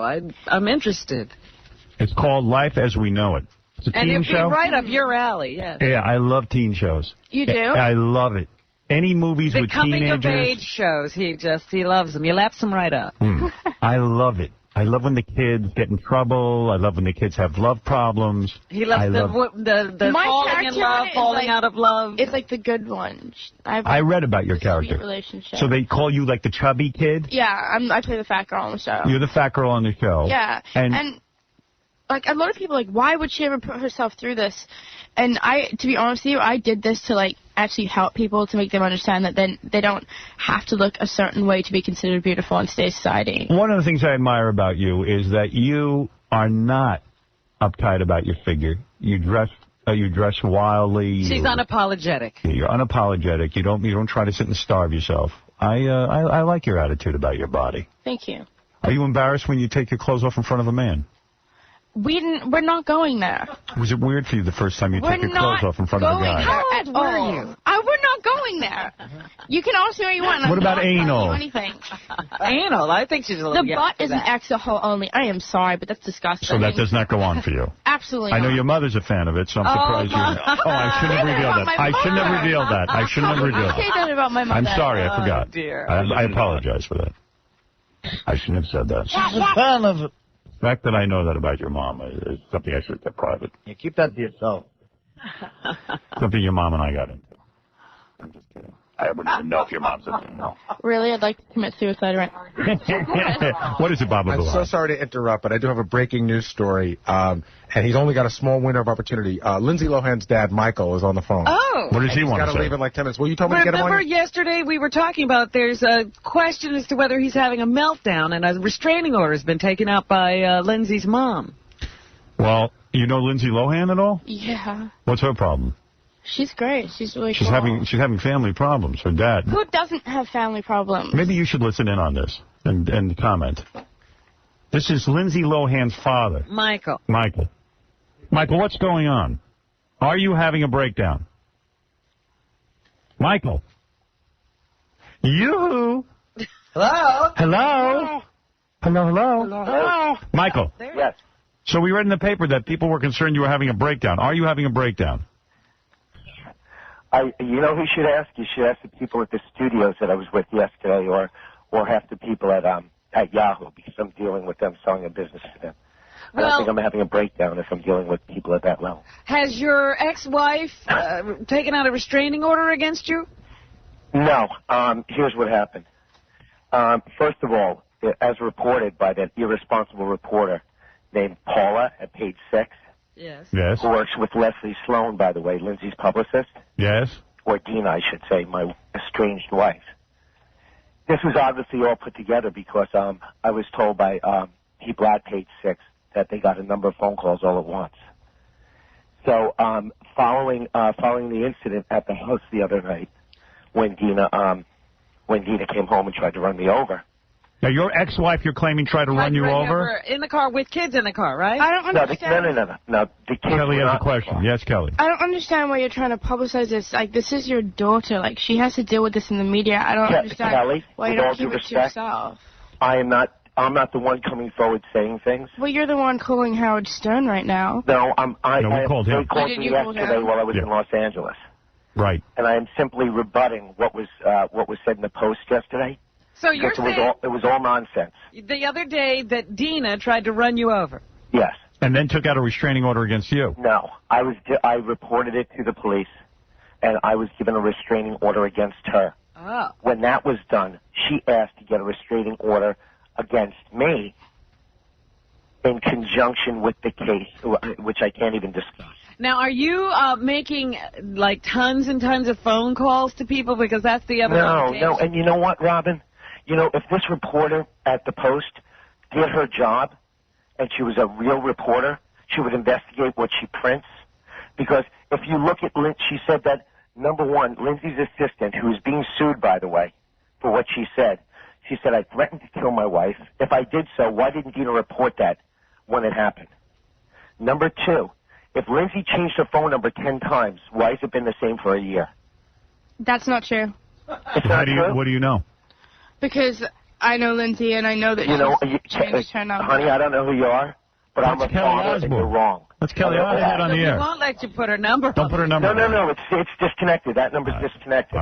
So, Kelly, you're saying you called... Kelly, you say you call Lindsay Lohan. She's a friend of yours. Yeah. And her number has changed. You know, I just don't understand, like... Has she talked to you about... What's your last name, Kelly? Osbourne.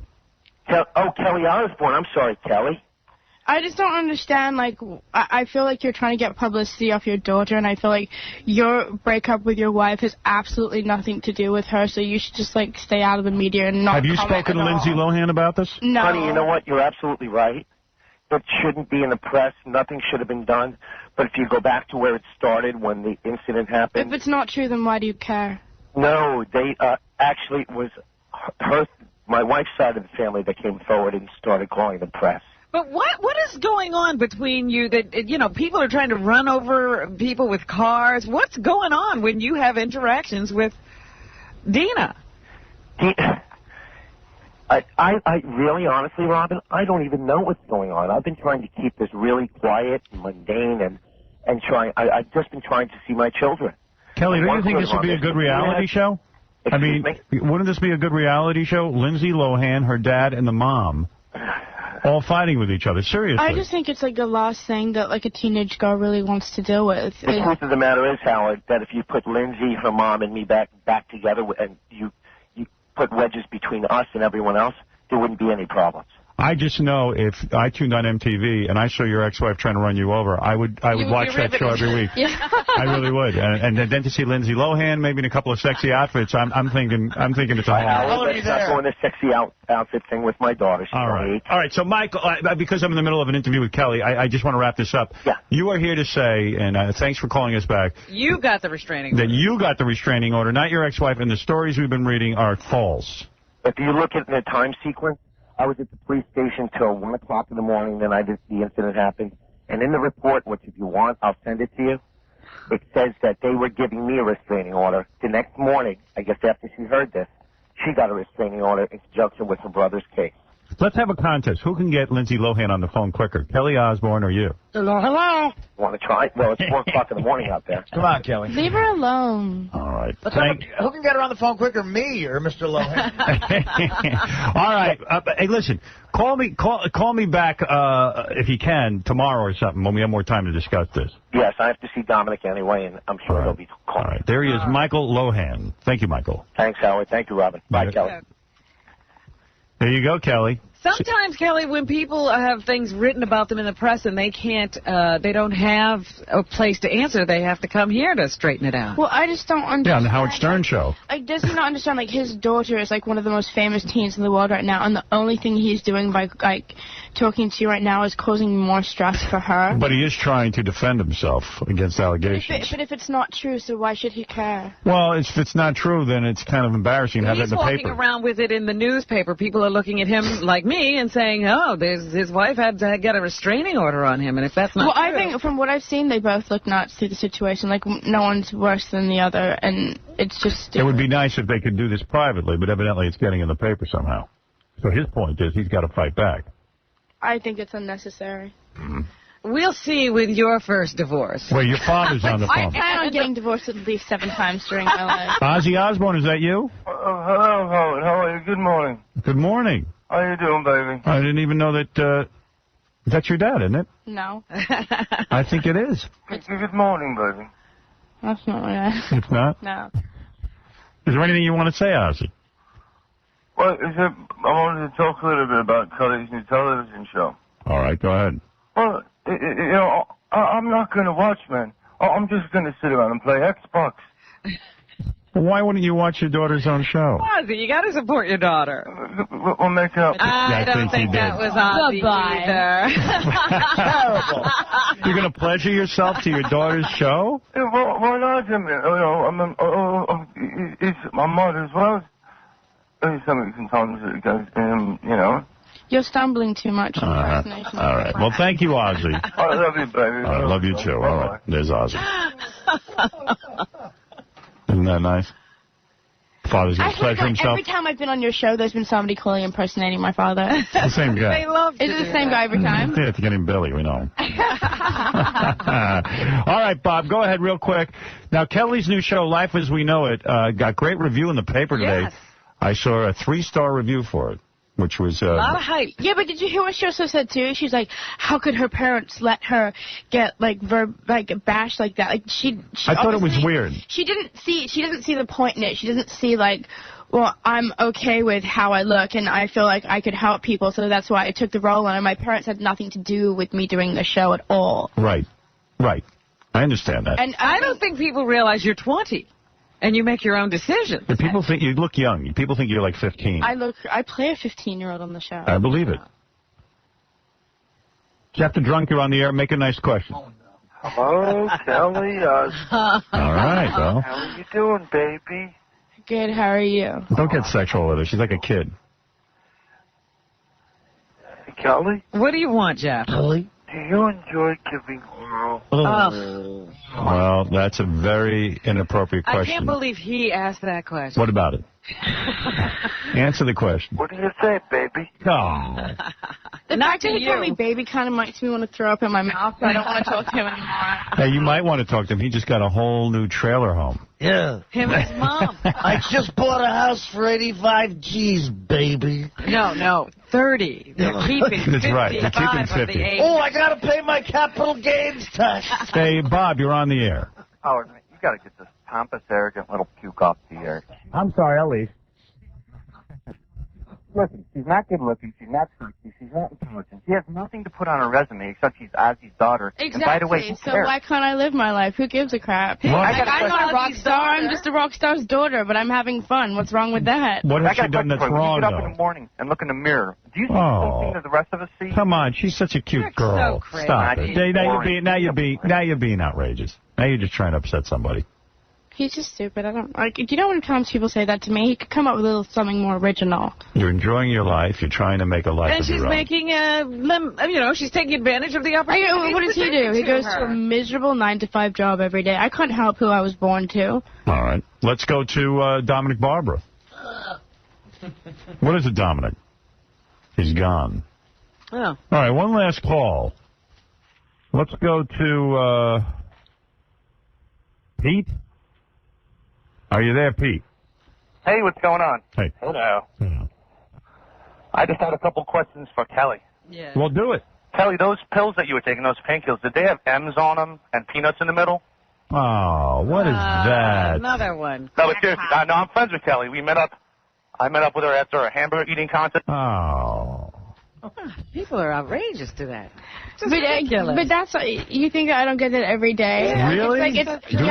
It's really nothing new, and it's nothing that. And exactly why you took the role, because people live through this. People deal with that every day, and it's just absolutely ridiculous that people in today's society are still that ignorant. When you came off the painkillers, did you have to go through a physical withdrawal? Oh, it was the most painful, horrible thing ever. It was Did you get the shakes and everything? No, I didn't get the shakes because they put me on like detox medication. Right. But I literally felt like somebody had just beaten me out from head to toe. Will you ever do any drugs again? Probably, definitely not what I was doing at all. I you try another drug? No, I just don't ever. I can never say that I'm never going to do them again because I'm not dead yet, you know. Right. And You smoke weed? No, I don't. Will you drink? I don't think so right now, no. And I'm just like, I never want to go through that again. It was an awful experience, and I've grown from it, so. Well, you're doing great. And Jack's doing okay. I look up to him so much because he is so strong, and he completely turned his life around. And I just hope that I can do half as good as he has been doing. Well, there you go. Now, is Amy all right? She's like the only normal one. That's what I'm saying. Just Joe. Hey, what's up, Howard? Hey, now. Yeah, listen, that guy's a little nuts. I think Kelly's kind of cute. She's a pretty hot little girl. There you go. You're damn right. Yeah, you know. And now she's the new sexual Kelly. God knows what's going on in that bedroom. Well, listen, she's still there. I'm single, so, maybe we can hook up. Well, all right. Maybe we could set that up. Next time you come in, you'll go out with a couple of members of my audience. Oh, boy.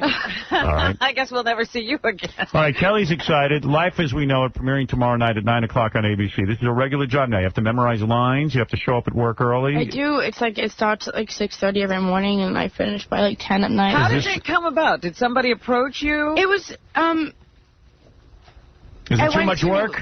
No, I really enjoy doing it, and it's fun, and the people who I work with are amazing, and I literally, like, it's like my new family there. But was it a part written with you in mind? No, definitely not. You had to audition? They actually wanted a much bigger girl than me to do it, and... You auditioned? Mm-hmm. Was that hard? I was so nervous. Did you ever take acting lessons? No. Went in there cold? Mm-hmm. No kidding. Good for you. I've never had an acting lesson. People find that hard to believe. Mike Lohan's back on the phone, Lindsay's dad. Let me make sure it's him. Is it really you? Hello, Yes, Mike? Howard. I have a question for Kelly. That's not Mike. I was getting ready to go to work, and I just thinking, Kelly, let me ask you, if you're so against things being publicized and in the media, then why did your family have a reality TV and air all your dirty laundry and your day-to-day occurrences is happening? Is that really Mike? Mike? Yeah, but, Oh, it is Mike. But when the bad things happen, I don't go on Howard Stern and talk about my family. Well, I think Howard and Robin made a very good point before. When people do some things in the press, you have to defend yourself. You don't. It just makes it worse. It's just going to make you look worse. But good things about Lindsay, and I'm in her defense all the time. Well, regardless, it still has an effect on her. It only has an effect on her, Kelly, because people are saying things around her that are causing me to defend myself. I'm not going to them and bringing this all forward. I'm not airing dirty laundry. They are. If you heard the dirty laundry that are in other people's closets involved in my family in the case, you'd be very, very shocked at what the public would know. Every family goes through bad stuff, and all I'm saying is that it's just unnecessary that all parties involved should not be publicizing anything, and you're just pursuing it by doing what you're doing right now. Now, look, in Michael's defense, and I can attest to this, being on the Stern Show helps you get laid, too. That's true. It does. Really? All right, Mike, thank you. Thanks. All right, Michael Lohan, Lindsay Lohan's dad, having words with Kelly Osbourne. Well, I took issue with what she said. I love when people have words. Yes.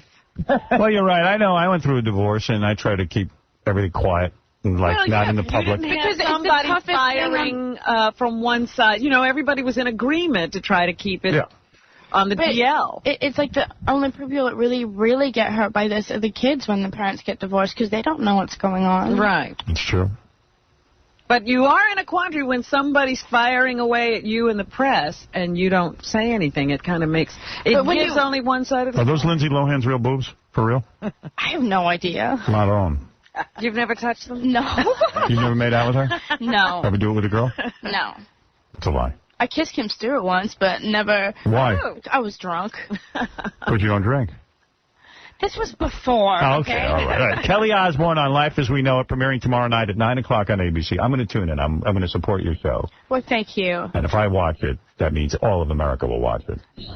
Now, Kelly, as you know, when I come back, I'm making a big announcement. Is it time? Well, it's I see it's 8 minutes in front of 8 o'clock. So it will be within the 8 o'clock hour. Yes, and I'm going to make a big announcement.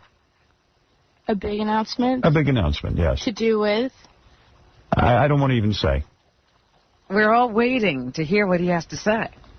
So You're you getting will... married? I'm not saying what the big announcement is. You're getting married.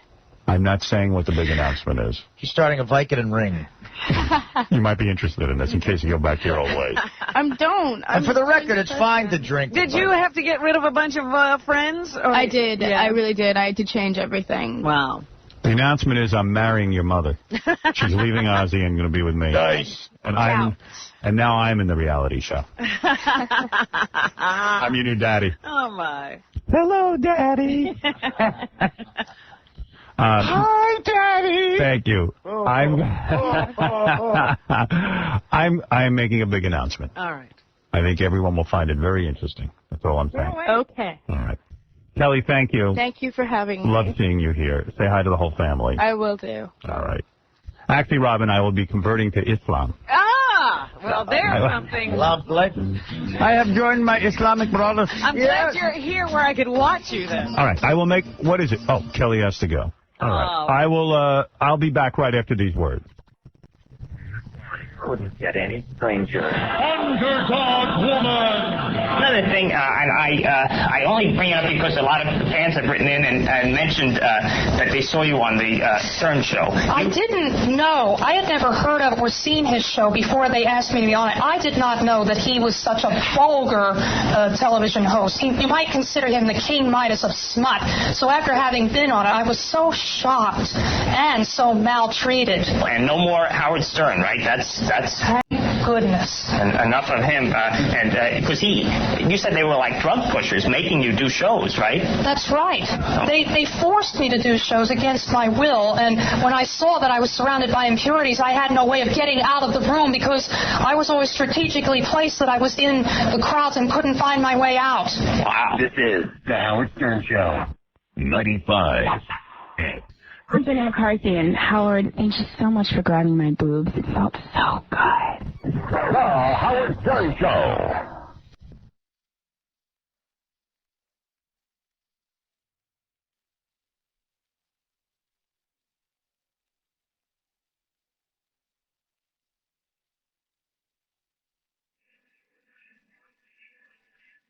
This gets to me a little more than it should. Oh, man. But I still remember every word you said.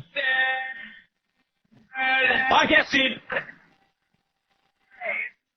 Someone.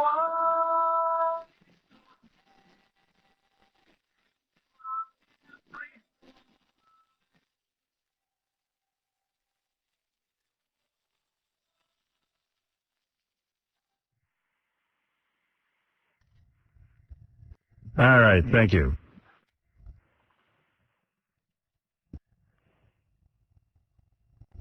I needed a track number on that. 5. Got a broom so I can sweep up the studio? All right. Stephen Baldwin there, he wanted to get a plug in before I make my announcement. Nothing goes smoothly. Oh, and he's not there? Bubba Booey in the... Howard, for starters, Stephen won't give us his number, even though I asked him for it. All right, then skip Stephen Baldwin. That's fine. Yeah. We can't have his number. No. I mean, God He forbid. shouldn't have ours. Yeah. Who wants him having the number? Change the number here. Honest to God. When is the next surgery? Oh. I'm having a hard day today.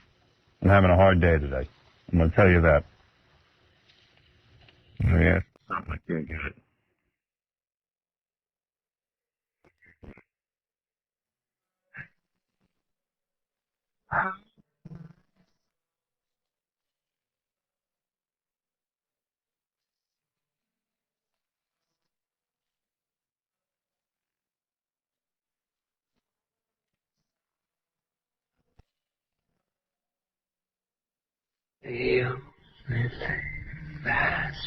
When is the next surgery? The next surgery should be months from now, I guess. And everyone's commenting. What do they have to do now? The heart, right? Well, there's a flap in my heart that doesn't function properly, and the blood don't go through it the way it should. So I have to have an operation to remove that valve with a pig's valve. Oh, really? They have a pig's valve. Wow. And that would last longer than the whole thing. Does this stuff scare the crap out of you? I mean, every time before... Man, every time it comes up, here's what I say, man, is the truth. If I don't make it, I tell every doctor this, if I don't make it, I'll never know it. Right. That's it. Then I'm going out in style. No suffering, no pain, nothing, just dead. Dead. Do you think there's an afterlife? I don't think so. You don't? We're gorillas. Does the gorilla come back? No way. Yeah. This has been enough, too, hasn't it? It's enough. It's one time around. Need some rest. On the whole, and be honest with me, has life been just a big pain in the ass? I mean, did you ever enjoy yourself? No, I very, very seldom enjoyed myself. The only time I enjoy myself is when I'm being creative and I write something that's big. It's hard to be joyful for you. Never joy. Right. No matter at the height of success, when Caddyshack hits it, when you're on the Tonight Show and it's Sullivan. Can you ever really, truly sit back and go, man, this is great? Or do you always feel like a failure? Always, not a failure, but always I got to do the job right. They're going to tell you to do it right. And when I'm a perfectionist. Does that make you sad? Suffer greatly for being a perfectionist. Does it make you sad that you can't enjoy anything? Oh, no, of course, I'm used to that.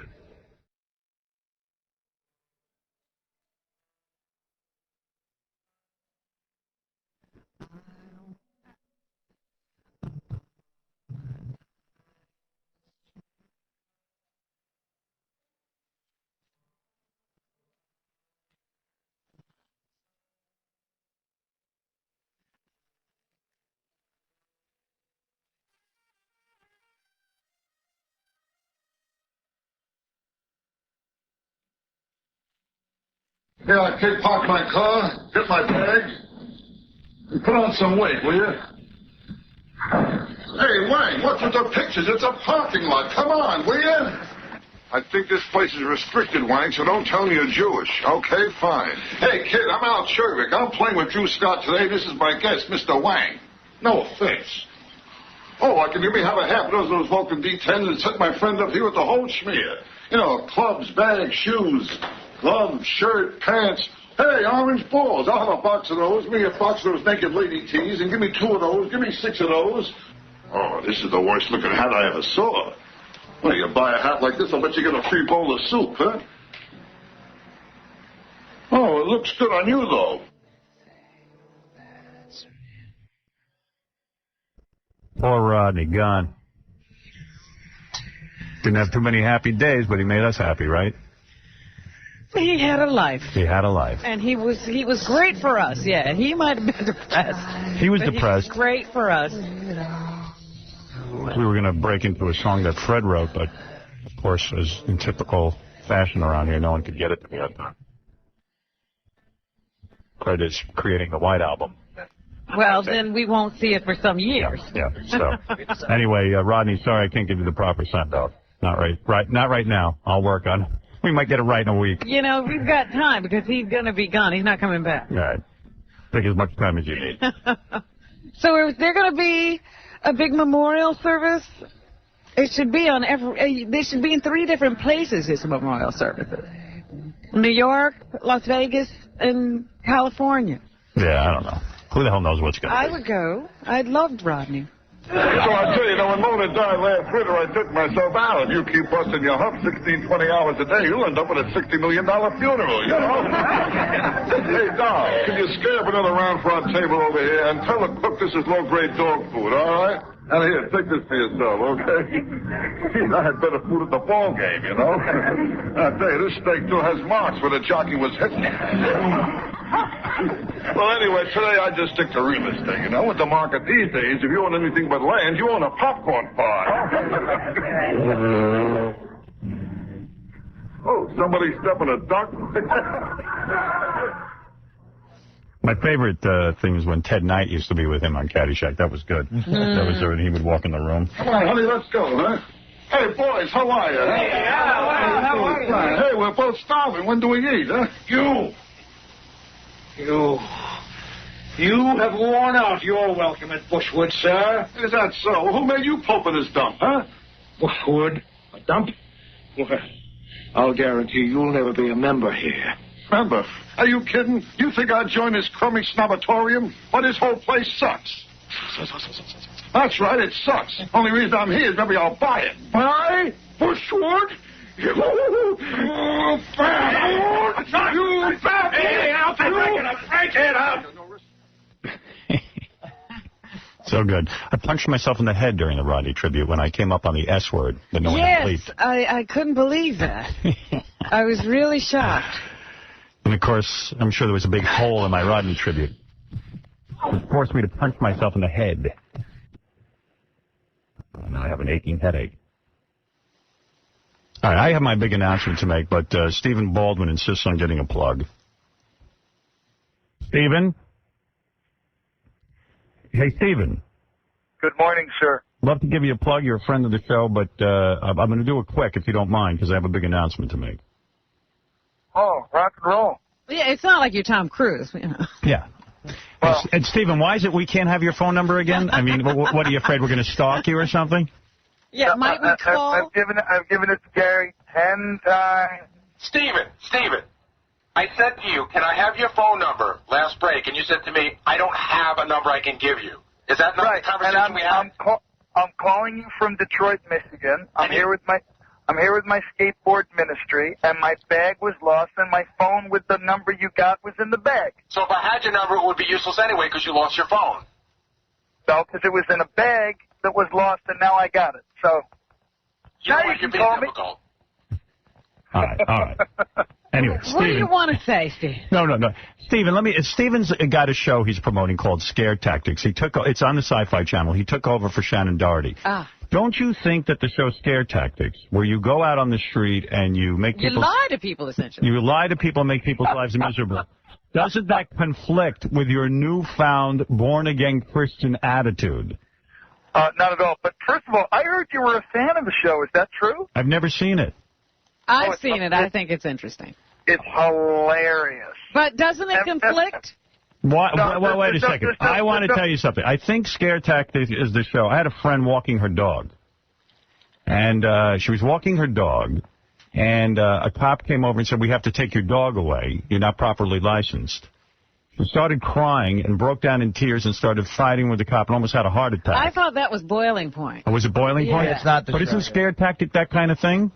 Yes, but I think friends are involved in this somehow. Yeah, see, that's the difference between Scare Tactics. First of all, Scare Tactics is the only reason I enjoy being the host is it's really, truly hilarious the way these people react. So it doesn't torture people? No, but it's not us doing it to them. It's their friends. Would Jesus like this show? Well, nobody was tortured more than Jesus, Howard. Would Jesus approve of this type of entertainment? Absolutely. Okay, I got a question. Oh, boy, here we go. On one of the so anyway, let me do one thing before I lose you guys. It's on tonight, Sci-Fi Channel, 10 o'clock. It's a lot of fun. I hope you get a chance to watch it. You and your girl will dig it, Howard. All right, I'm going to watch it.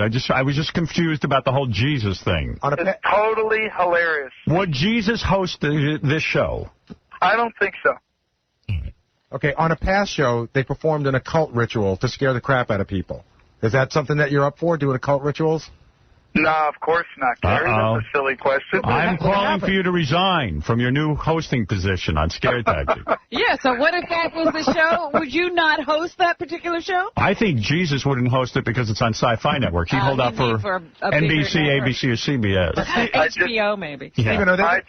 I just love the fact that we're talking about Jesus on Howard Stern. Praise the Lord. We talk about Jesus all the time. Yeah, we love to talk about Jesus. Stephen, is there going to be... Well, you know, it won't be long now, kids. It won't be long now before you all come into the kingdom. What? He's all born again, man. What kingdom is he talking about? Well, I think that's Alex's house on Long Island. You may take a little more time, Robin. Stephen, is there going to be trouble with the show? Like if the writers come to you with stuff, say somebody comes up with the idea of an occult ritual, are you going to say, I won't do that? It's actually already a part of how I was able to become the host was there were certain things that I just wouldn't do. You put those in the contract. Like what wouldn't you do? You know, things that I deemed to be unnecessary. Just tell us what the clause says. Remember, Stephen can't be around nude women anymore. Oh, yeah, Stephen can't look at nude pictures or nude women. Or women in bathing suits or something, maybe. In fact, all women should be removed from the set. They should be put in burqas, maybe. Howard, can I make an observation here? Please do. When I became born again, it doesn't mean that I believe the Lord Jesus Christ wanted Stephen Baldwin to stop being Stephen Baldwin. He just wanted me to stop sinning, Howard, that's all. Yeah, but that's when you stop being Stephen. The Stephen we know, sinning was fun. The last time I'm What there, is sinning? you guys try to throw me in a room with a porn star. I mean, come on now. Next time you come in, you're going to have sex with a porn star. People, what's wrong with this? Well, you're going to throw her on top of you. All right, hey, Stephen, very nice. I'm going to make a big announcement now, so I'm going to say goodbye. Let me plug. Scare Tactics tonight. Tonight on... Howard, I have one more question. What? My coffee company, do you guys need any more of that stuff? I don't drink coffee. The Loco Joe at distributorship.com. I'll take some. Do you want some for real? Did you make espresso? Yeah, we're making espresso. We're making everything. It's All right, Mocha we'll take 2 Joe. espressos. Can I get a mocha frap? All right, never mind. Stephen Baldwin and Scare Tactics premiering tonight at 10 o'clock on the Sci-Fi Channel. Thank you. Bye, thanks, bye. All right. Now let's get to my announcement. Boy, you know, does Jesus approve of all that shilling? That's a sin. Hey, Jesus knows you have to make a living, so you have something to put in that collection plate. So let me, the announcement. let me make my announcement. All right, enough with the timpani. Everybody in the It's office. not a big announcement enough for timpani? Everybody in the office on pins and needles. Everybody, rumors flying like crazy. Like rumors what? flying. Well, don't. I won't. I was saying everyone's got a different idea on what the big announcement might be. I'll give you the headline in the Post tomorrow. Stern gay. He's a gay American. A gay American. All right.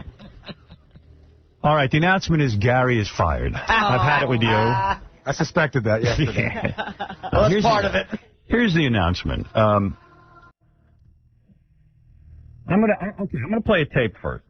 Maybe that'll set the mood. All right. Oh. This music isn't working for you? Hi, Daddy. Not that one. That sets no mood. Hi, Daddy. Let me play this for you and see if we can't get this discussion going. After a race in which Dale Earnhardt Jr.'s tires never slipped, his tongue did. Live on national television. Well, I don't mean right now. Daddy's done one here 10 times, so. NASCAR winced, fining Earnhardt, docking him points, and toppling him from the top spot in this year's overall championship for actions detrimental to stock car racing.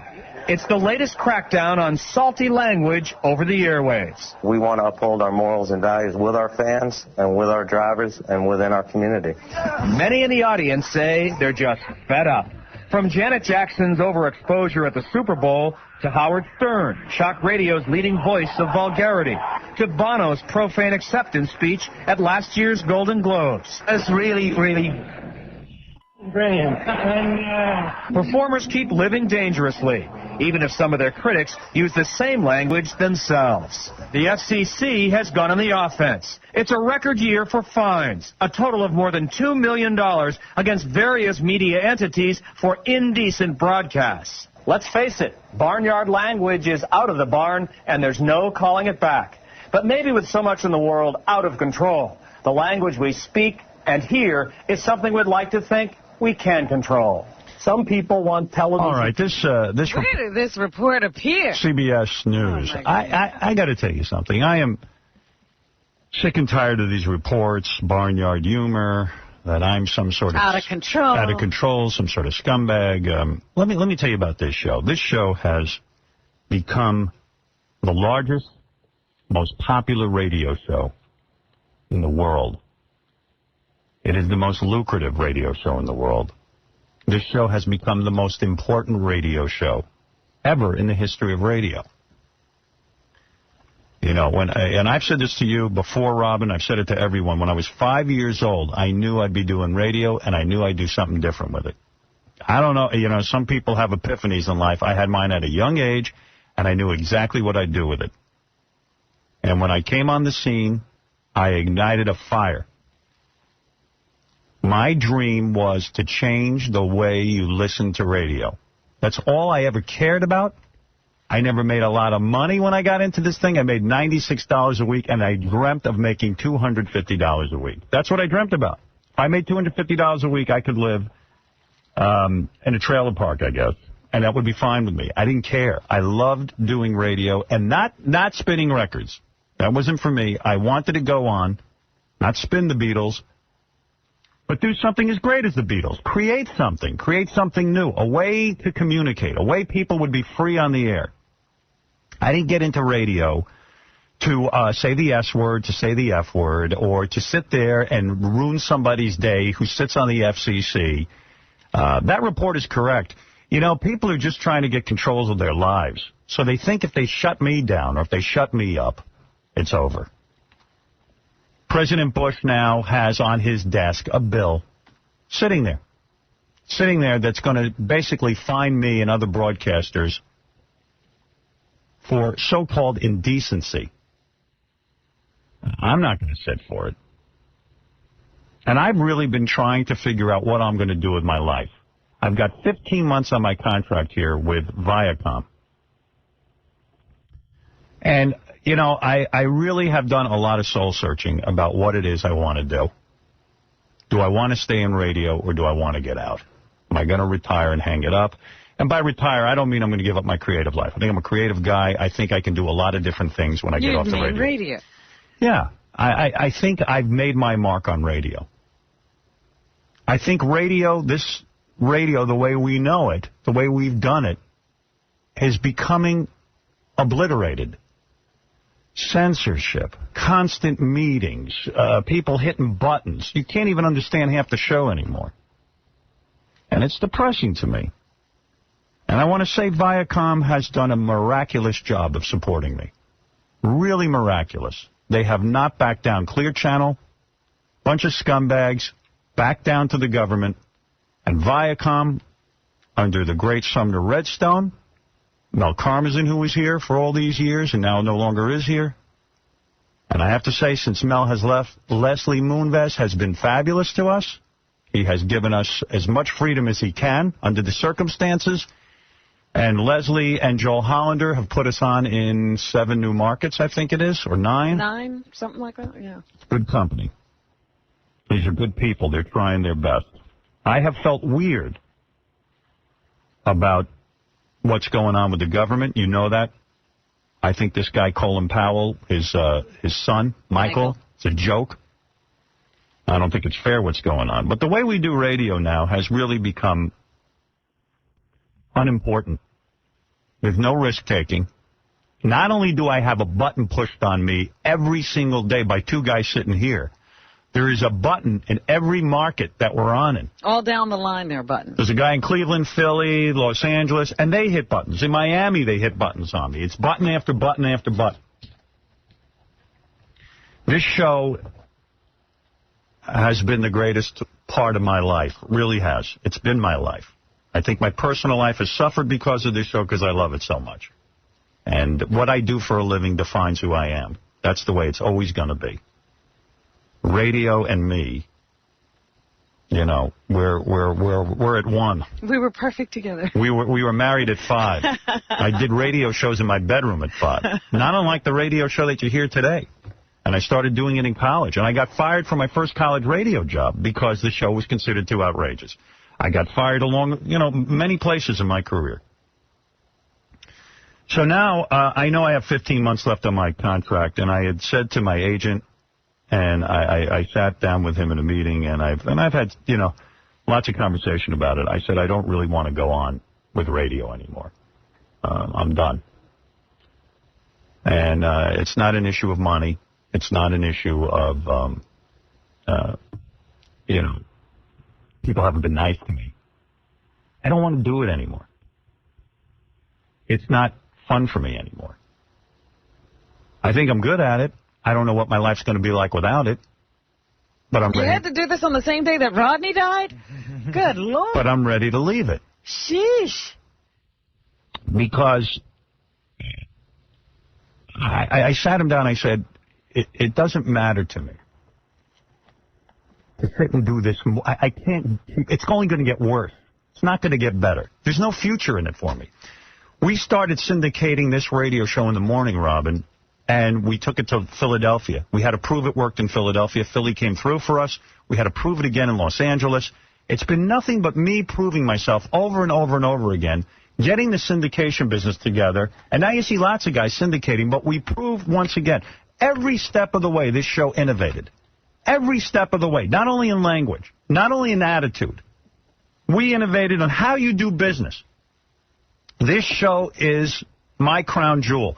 We've shown the industry not only how to make money with radio, but how to keep radio real and interesting to people. Relevant, yeah. And keep it relevant. That's right.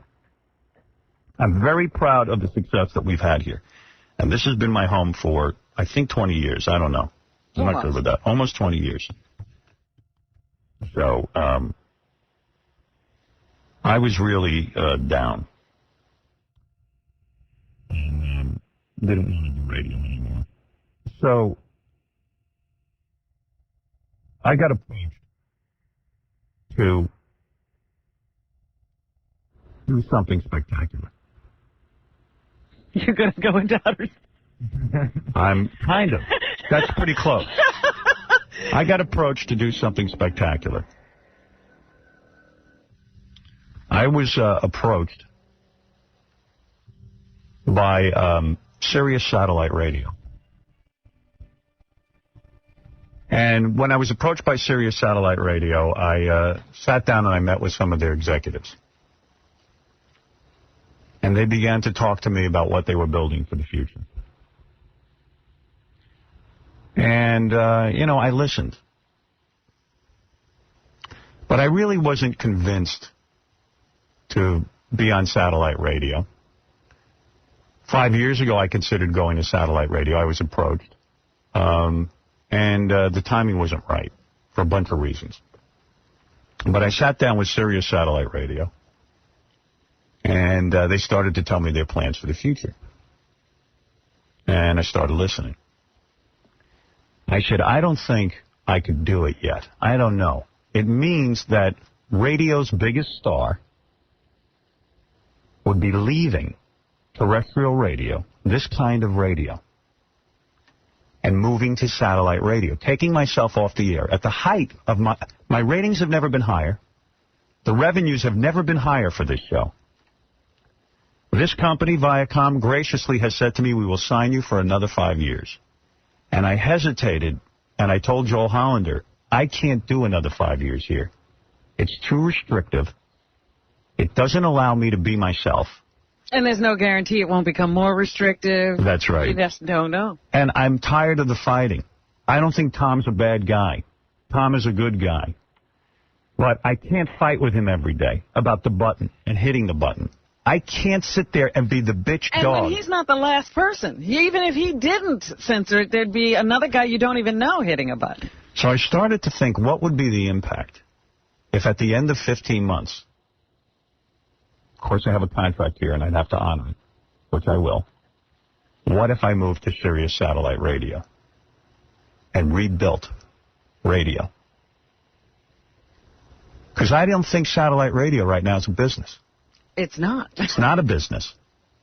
People don't take it seriously. It's like college radio. Yeah. What if I was to remove myself from these airwaves, never to return, and build satellite radio?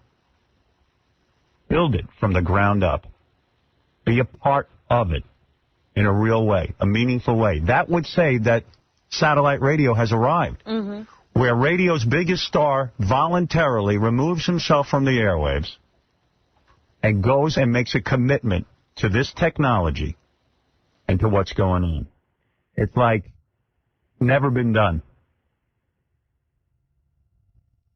I do believe in satellite. I think satellite is the future of radio. I sat down and I have been for months agonizing over this.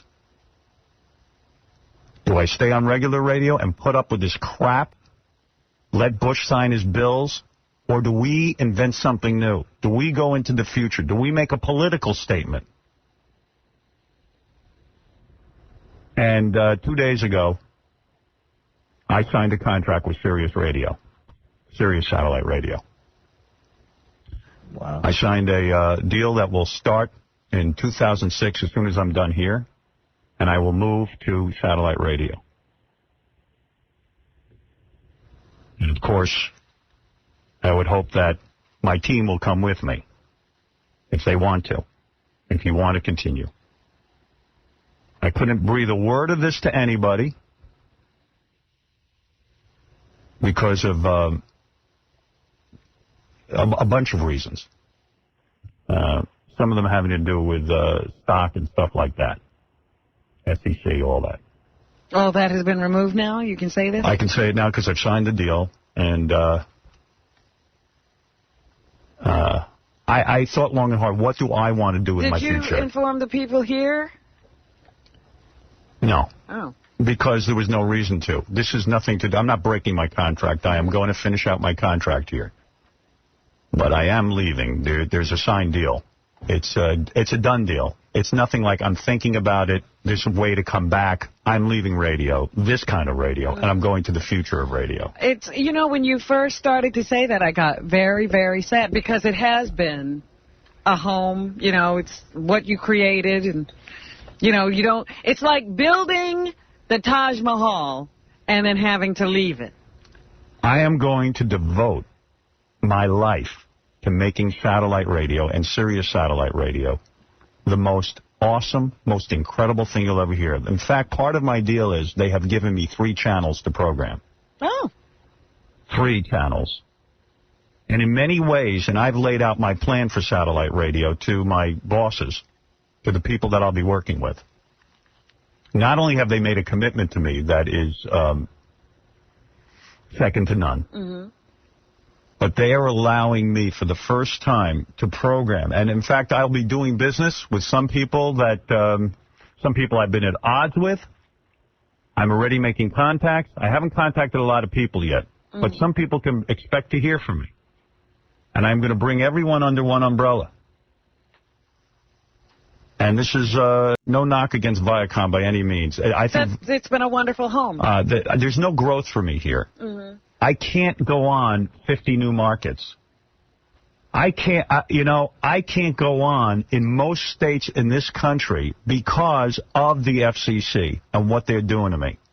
They've stopped me from doing business. There have been hindrances. Every market we're not in, it's because there was a roadblock. And it's a miracle that not only are revenues up, but my ratings are up. It's a miracle. That we were doing business this way. That's right. Miracle. But I want to grow. I want to reach the whole country. In a flick of a switch, I can now reach the country. And I realize satellite radio is in its infancy, but I do believe, and I'm putting my money where my mouth is, I have signed a contract, done deal, that's it. So you know where you'll be on January 1st, 2006. I'll be at Sirius. That's where I'm going to be. And I hope people join me. I hope you join me. And if you don't, well, then it'll be a nice 15-month farewell. It was nice to know you. It was nice to know you, but you want to know something? I guarantee you. You think High Pitch will go? He will come. It's just, it has reignited a fire in me. Yeah. I want to create a brand new medium. Well, that's what you needed, you know, because this was killing you. This was wearing you down. I have been so worn out, I haven't been able to sleep. And I couldn't decide what I was going to do. And then the day I signed that contract. You got ignited? You got inspired? I have been on fire like never before. Even I noticed the last couple of days the show's been different for me. I've been on fire. I'm renewed. I can't wait. I cannot wait to do this radio. And I cannot wait to tell you my plans for the channel and all the things that I will develop. Well, I can't tell you how happy I am to hear you say, no, not about the deal or anything, that you're re-inspired, that you're happy again. I am. And that you will feel the creative freedom to let your mind go and do whatever it is you want to do. I'm excited. The people at Sirius are excited. I know the implications of this. I know what happens in the industry. This is someone stepping up. This is a guy who's got the biggest business going. It's what Sirius or satellite radio has needed. It needed a big star to come and take it and say, yes, it is the new medium. Well, Sirius sat me down and they said, look, you're everything to this business. You're the one who can change it. You're the one who can bring people and say, and by the way, they have the NFL and all that stuff, and that's great. But the fact of the matter is, in order for it to become a real business, it has to have something that belongs to it and not everybody else. Now, I haven't even told my parents this news yet. I was tempted to tell them, but they told me that you can't because it could affect the stock price. That if I breathed a word of this to anyone and they went out and bought Sirius stock, then I would be joining Martha Stewart. Martha Stewart. That makes sense. Right. So that is why I apologize. I'm sorry you didn't tell me, though. I could have... So Robin didn't know? No. No one knew. So this is my big... No one knows. Congratulations. Thank you. So you're telling me that Tom, sitting down the end of the hall, is hearing this for the first time? He's hearing it, and he hasn't run in here. No, I could have, listen, I thought of a million different ways to do this. I could have press released it first, but I didn't want that would have been silly. That would have been silly, and... How the hell did you keep this was exactly the way you should have done it. Now that I hear the announcement, this is exactly what you should have done. Yeah. You know, I mean, it's here that you communicate, and it's here where you should first... Break that news. Two nights ago, I sat and tried to figure out how to do this. And I sat with Don Buchwald and the people from Sirius, and I said, how should we do this? I said, I want to handle this with class. I don't want to, freak anybody out. Or I said, I'm not doing anything wrong. I've decided where my future is. It's not here on this kind of radio anymore. It's with these guys. They're a great group of guys. Mm-hmm. I really admire these guys, and I've spent a year or so like kind of hearing thoughts about satellite and everything else, looking at the technology. It is awesome. We got TiVo coming up out of that. You know what I mean? I know. Things, you can pause and you can... And I keep waiting for that because I'm trying to pause my radio. Right. And I want to thank, first of all, my sponsors who have stood by me every step of the way. And you know what? We're going to make this the best 15 months of radio. It's going to be awesome. It is exciting. I have a show arc for the first time in the history of the show, and I'm going to put together a show better than Johnny Carson's final show for When You Leave. And this isn't farewell. We're going to stay on the radio, but a different kind of radio. The kind of radio you could hear all over the country.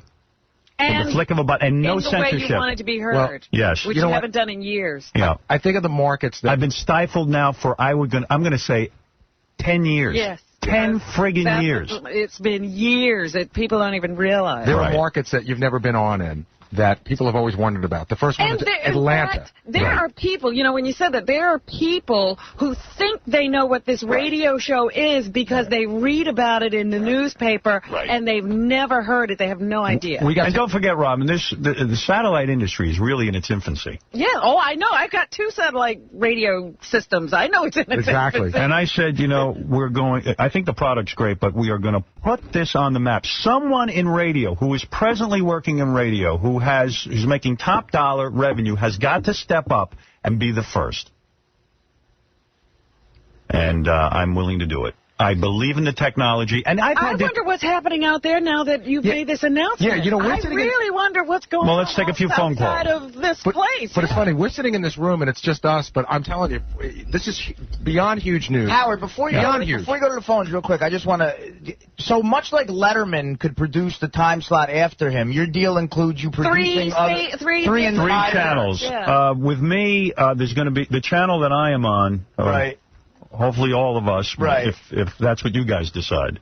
The channel that we will be on will be not premium. You don't pay any extra for it. It's just a channel. Oh, really? Oh, that's great. And you will have our show, and I'm going to invite some other performers to join me on that channel. And you intrigued me when you said even people that you may not have gotten along with in the past. Yes. Well, that would probably mean, he'd have to. That could be almost everybody else in the business. That part of it's really exciting. This is the first time in my career, not only can I use my name for myself, but I would like to embrace some other performers. Right, wow. That's really exciting. I tried doing that here. I tried to start a Howard Stern radio network, and for whatever reason, because of government interference and everything else, everyone said, well, you can't do it.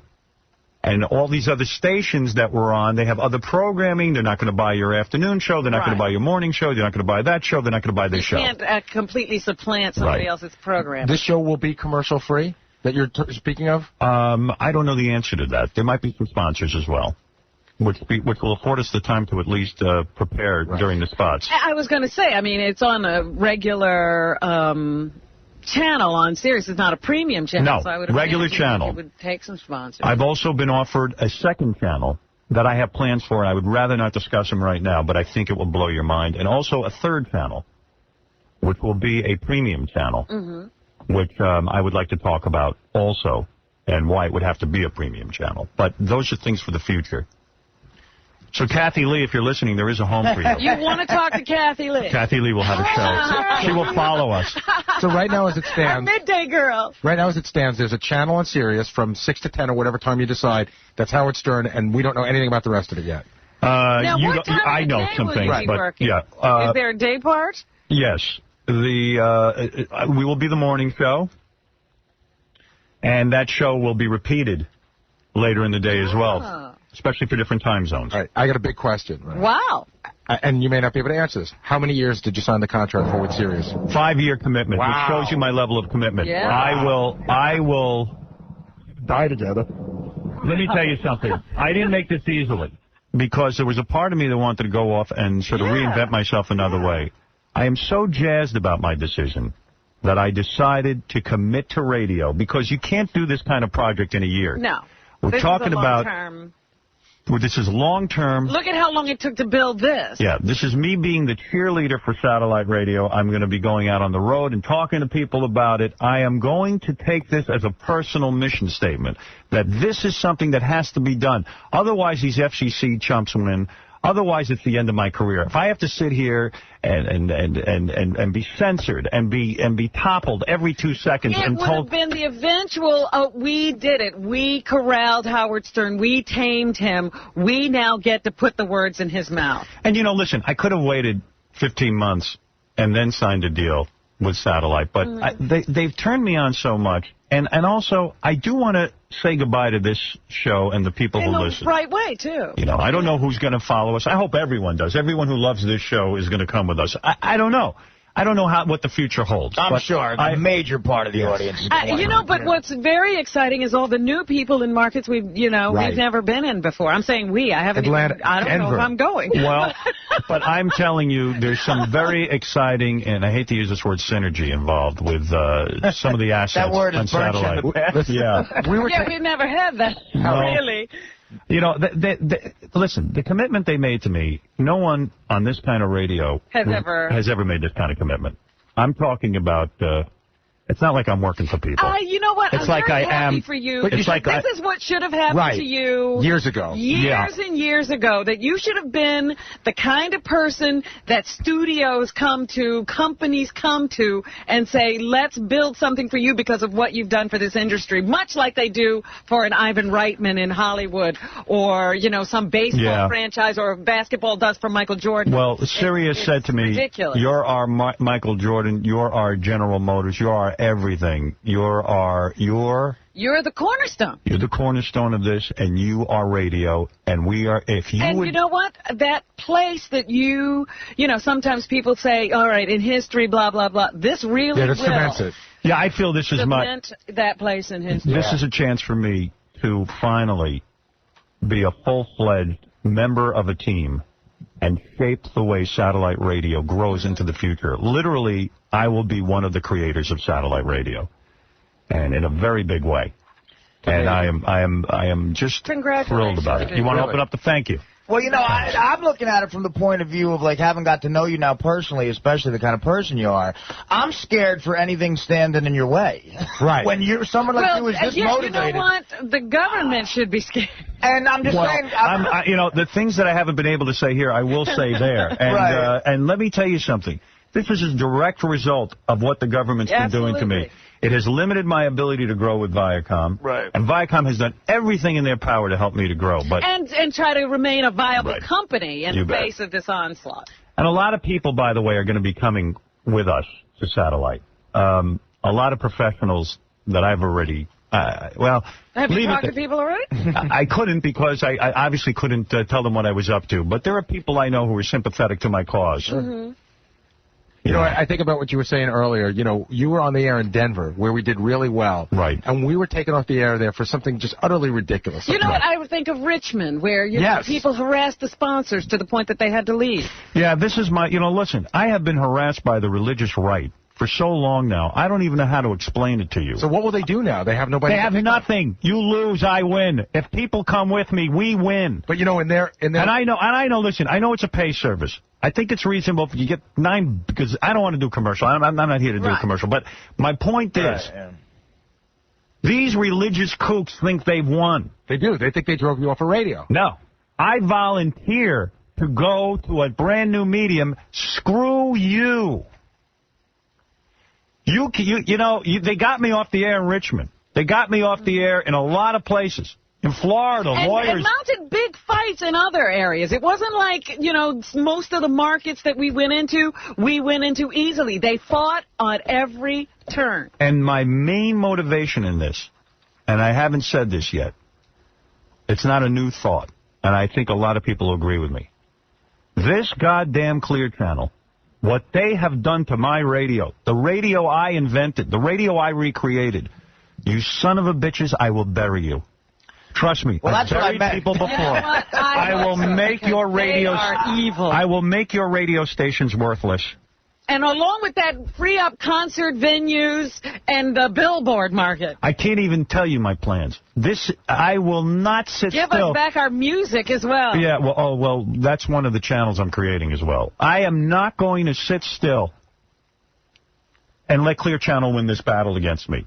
This has gone beyond what I'm earning. This has got to do with the fact that what I built up in radio, Clear Channel made all the money off of, and then they ruined it. It's personal. It's so personal, I can't even tell you. I'm on a mission. You know what? Somewhere there's a Clear Channel executive listening to you right now, sitting back in his laughing, chuckling. Right? Why? And I can't wait. Much like a George Bush at a baseball meeting. Give me 5 years on satellite. Give me 5 years with this company, Sirius, and let's see if we don't make a difference. I know what you're capable of. It's going to be ugly. It's going to be real ugly, and I'm going to work day and night on it. And Larry Mays, I'm your tuner. Oh, yeah, when he gets focused, forget about it. Right.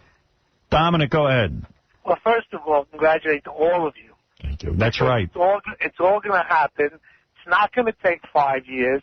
It's going to take 2 years, and the stock is going to go nuts at 9 o'clock.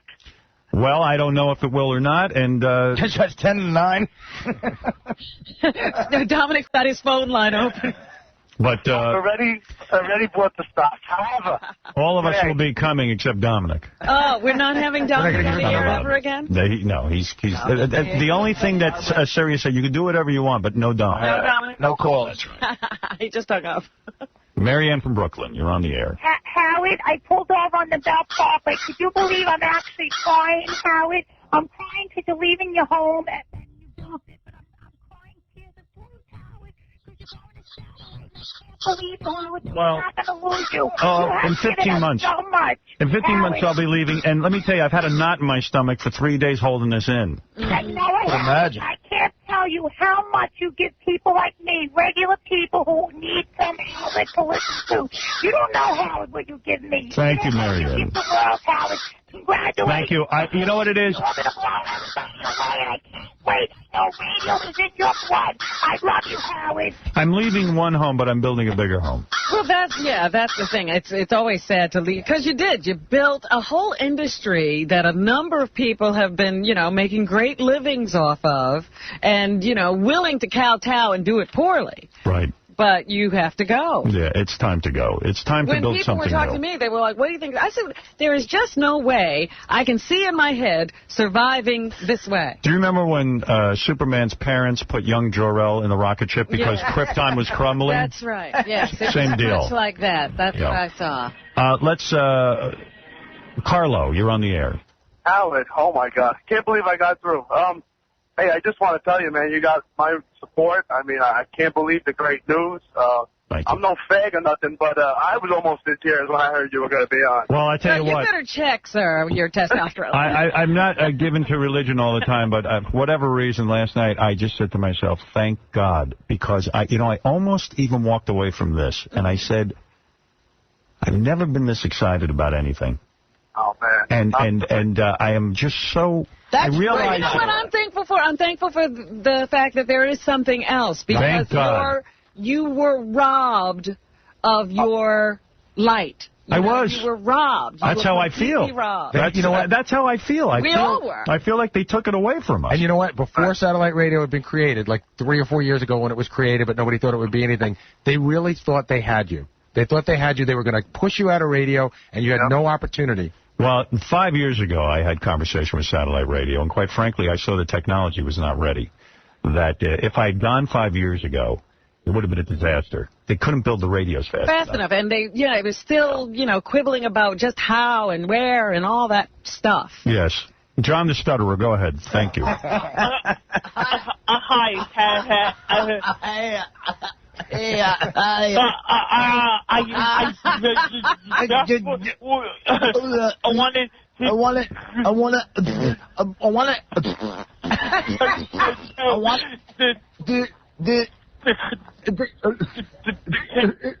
Congratulate you. Thank you. Howard, and thank you, John. You want to say something else? All right. Thank you, John. Wow. That was nice. You know what it was? There will be an all-stuttering channel, yes. That's the question. When you were...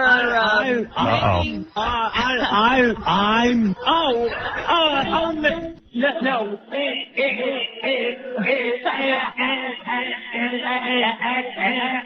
Oh.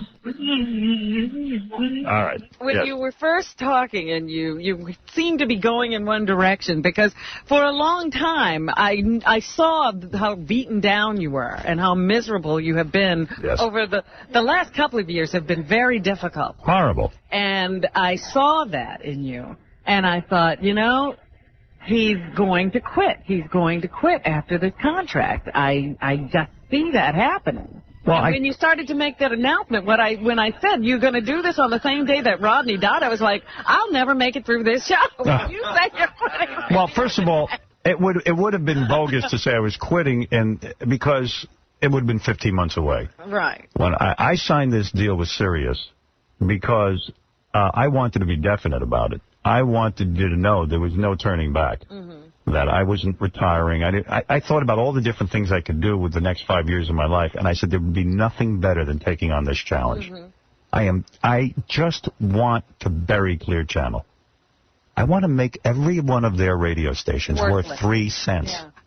And that's what they deserve. Yeah.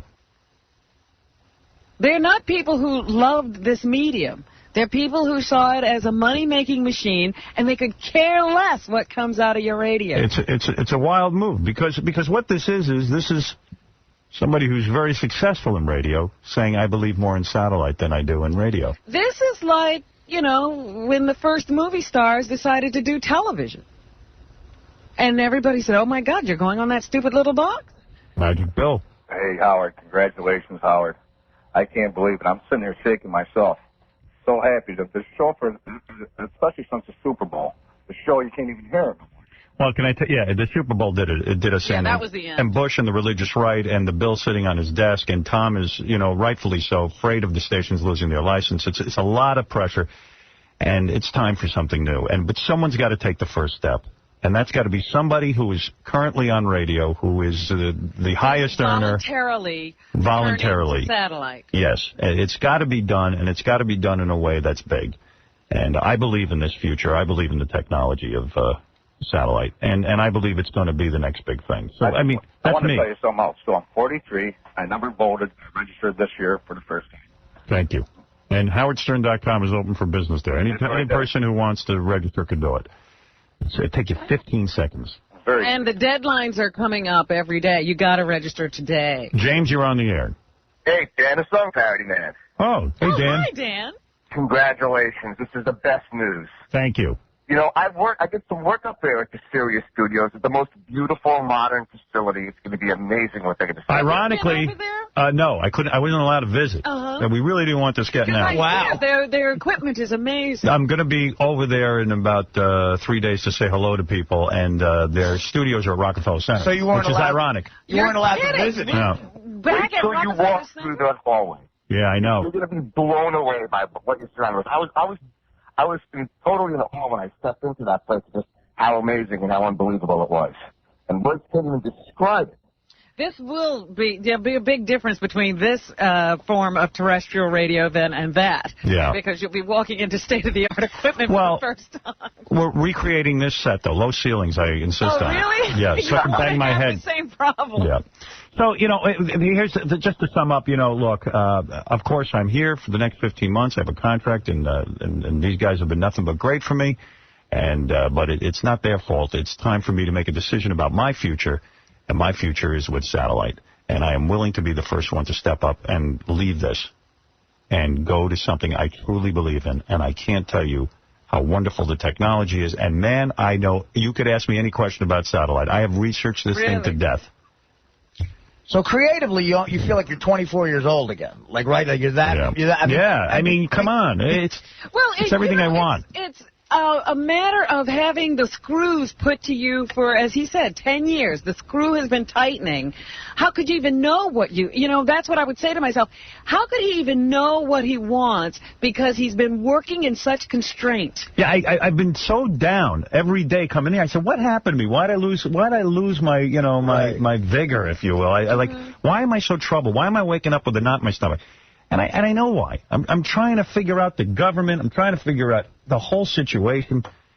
And it's nuts. And I know this is the thing. When you finally think, I'll do something, there are 5 other people completely out of the creative loop having some say as to what happens, what goes out on the air. Yeah, and I mean, and my whole plan was to dominate the United States. They won't let me do that here. Every market, they crap their pants about putting me on the air. I mean, they're too afraid. What was really sad when the new markets came on and you heard what, like when we get those calls from Florida. Yeah, they're taking the show, but boy, are they cutting it up. And it killed me when my imitators would be on in let's say, Atlanta, and I'm not allowed to go on in Atlanta. You're not even known in Atlanta. Yeah, Danny, you're on the air. Hey, Howard, how you doing, man? Hey. Hey, I've had Sirius now for like 3 or 4 months, and not always even they blow XM out of the water. It's going to be great to be able to hear you the way you were meant to be heard. Yeah, well, you know, I listen, and, I'm just thrilled to have a new career path in 15 months. That's all. Well, I'm very, like I said, I'm very happy for you because the one thing I would say to people was I hope he doesn't stop doing what he is the absolute best at. That's what I feel. Because someone else decided for him. That's how I felt. I felt this is what I do best. This is my calling. Why am I walking away from it? Well, good luck with it, and, I'm going to continue to listen all the way up until Sirius, and then I'll just turn my FM radio off. You just flick it. Well, okay. Thank you. You're welcome. Thank you. Yes, Benji. Are there any, content barriers, or is it whatever? 0. And how about TV show? Yes, we can't have you. Oh, that was the one thing they said. No, Benji. I understand that. How about yes, Benji, you'll be able to be nude 24/7. You'll be able to sit next to somebody and do what you've always wanted to do. And by the way, this isn't even about me getting on the air and saying the F word and the S word every minute. That was never his intention. No, I just want to get on the air and do our show the way we did it 10 years ago or 11 years ago, where we could, freely talk about stuff. Like we said, when there's a porn star in here, we could actually ask her what she's up to. Yeah. We could actually bang her. Right. You do that. I'm sorry, Rob. Well, you could have always done that. You just can't put a mic on. Right. Yeah. But Benji brings up a good point, the TV show. Well, we have 15 months. I think there's a year left on my contract with E, so there's 15 months left here. And that'll be up to E whether they renew us or... I'm sure that the TV show, we'll see. Ted Hubbard has, those decisions. Yeah, everyone has a lot of decisions to make. But this is my focus, radio. What do you think the reaction will be around here, like Tom and... I'm really wondering that myself. You want to know the truth? I would imagine that 99% of the people will approach me privately about coming with me. Absolutely. And I wouldn't doubt that a lot of them will. Really? Wow. Howard, we're talking about manning 3 new channels. Yeah, you're really talking about big a lot of operation. manpower. Yeah, I'm like a major employer now. This is not like when we ran away or, got thrown out of NBC. No. We just took ourselves. This is a whole different deal. Yeah, no, I've been approached by people all over the country begging me, as if I have the inside track and know something, who want to follow you. Yeah, I couldn't even tell Baba Boohai. And I couldn't tell Rob, and I couldn't tell anyone. And in fact, I just got a really wonderful... It was a very personal decision. I just got a wonderful phone call from your agent saying, he's sorry that he couldn't tell us all. Right. Yeah. And he was very disturbed about that. But we understand. I've noticed some strain in him lately. Well, that's what he's been keeping under his belt. Yeah. Well, not only that, this deal was very big and very. I'm sure. Very life-altering. I'm sure, and that's what I'm saying. Like, I'd be talking to him, and I was just, I just noticed something was a little, he was holding back a little bit. And good news for Artie, I think there's catering over. Oh, you're kidding. There's going to be food in the green room? We have some rotten bagels. You truly are the king of all media now. Well, it's every form of media. You know what? This will be. Yeah. This will be. It's going to be a ride. And that's what I needed. But it's funny. Amazing. The term king of all media you made up one day 10 years ago as a goof. But it's so true now. Do it. I won't be the king of all media till Clear Channel doesn't exist. All right, we're going to take a break. That's my big news. What a funeral that's going to be. A funeral for Clear Channel. It's a national funeral. That's right. A national funeral where the people get to take back the airwaves. The funeral to end all funerals. All right, that's it. That's the announcement. Well, congratulations. Thank you. Thank you. Yeah, it's the right move. I'm happy for you, and congratulations. Thanks. Awesome. All right, and we'll be back right after these words. Here's Mike Tyson planning his strategy for his next fight. You can't touch me, you're not man enough. I'll eat your on the line. Call anybody in here can't with this man, man. This is the ultimate, man. You hoe. Come and say in my face. Everybody. Come on. You're scared coward. You're not man enough. now, you hung, scared like a little white. Scared of the real man. You love me. Howard Radio 95. I'm Remy Martin. Yeah. This is Yeah. Howard Squad. We just came from out of, the little Howard Stern's office over there. It's crazy. Yeah. I'm like 50%. I got to turn it. There's so much excitement here Yeah. that I know we have a guest lined up, and I'm almost tempted to tell you that I know, and she's going to come in naked, and she says she's a hot model, and she's so hot that she can't get modeling work. She's too hot to be a model. She's too hot to be a model. That's hot. Right. Yes. I've never heard that complaint That's hot. before. Here's a couple of things from the Howard Stern Bulletin Board.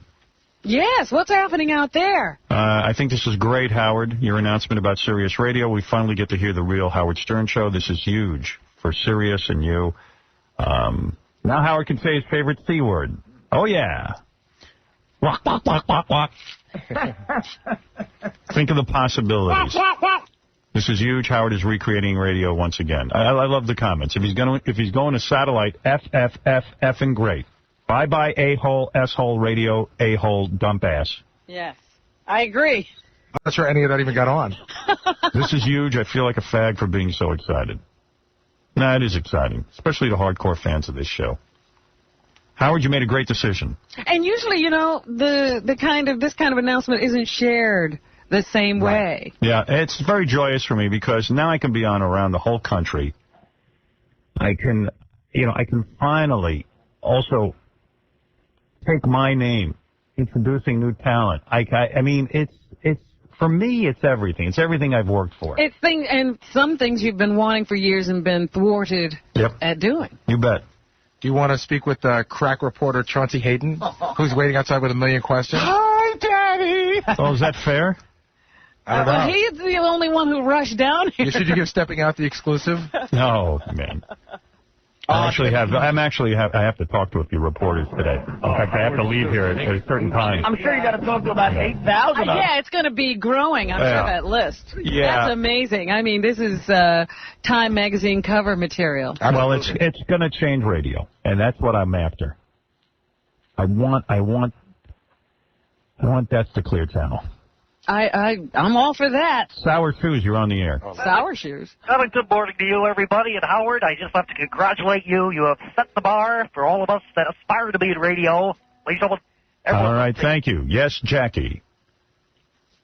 Hello. Hi. Hi, I wanted to say thank you. I'm 25. I just became political. I registered to vote for the House last week, and now my Sirius stock that I bought 6 months ago has basically doubled within the last hour. So thank you very much. Lucky you.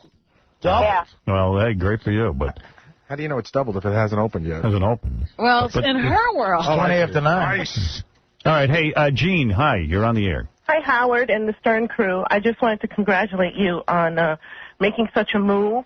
And also just, it's like throwing sand in people's faces because now what are they going to blame the corruption of their children on? Yes. I know. Well, it's not even that. I mean, do you realize, for me, for a guy who started out only wanting to work in radio and then to see some of the great things we were able to do and then have it all come like crashing down because of a couple of religious kooks. Mm-hmm.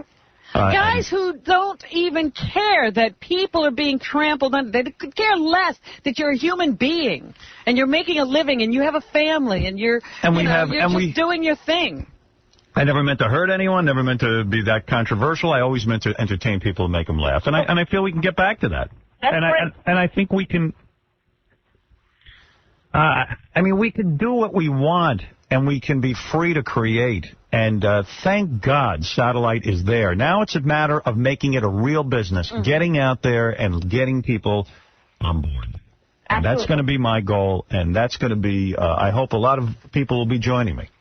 Well, I, for one, and my husband will be joining you. We're looking into all the satellite stuff now. Remember, it's serious. Howard, serious, right. Right. Do you think anybody involved with the show would not follow you? Whether I'm talking about like on staff as producers or I would hope. Look, you don't know, but I would think everyone would everyone would want to. I think everybody enjoys working here. It's weird. I just shook Tom Chiusano's hand, and he was very gracious. He said, you know, if this is good for you, I'm happy for you, and all that. It feels weird.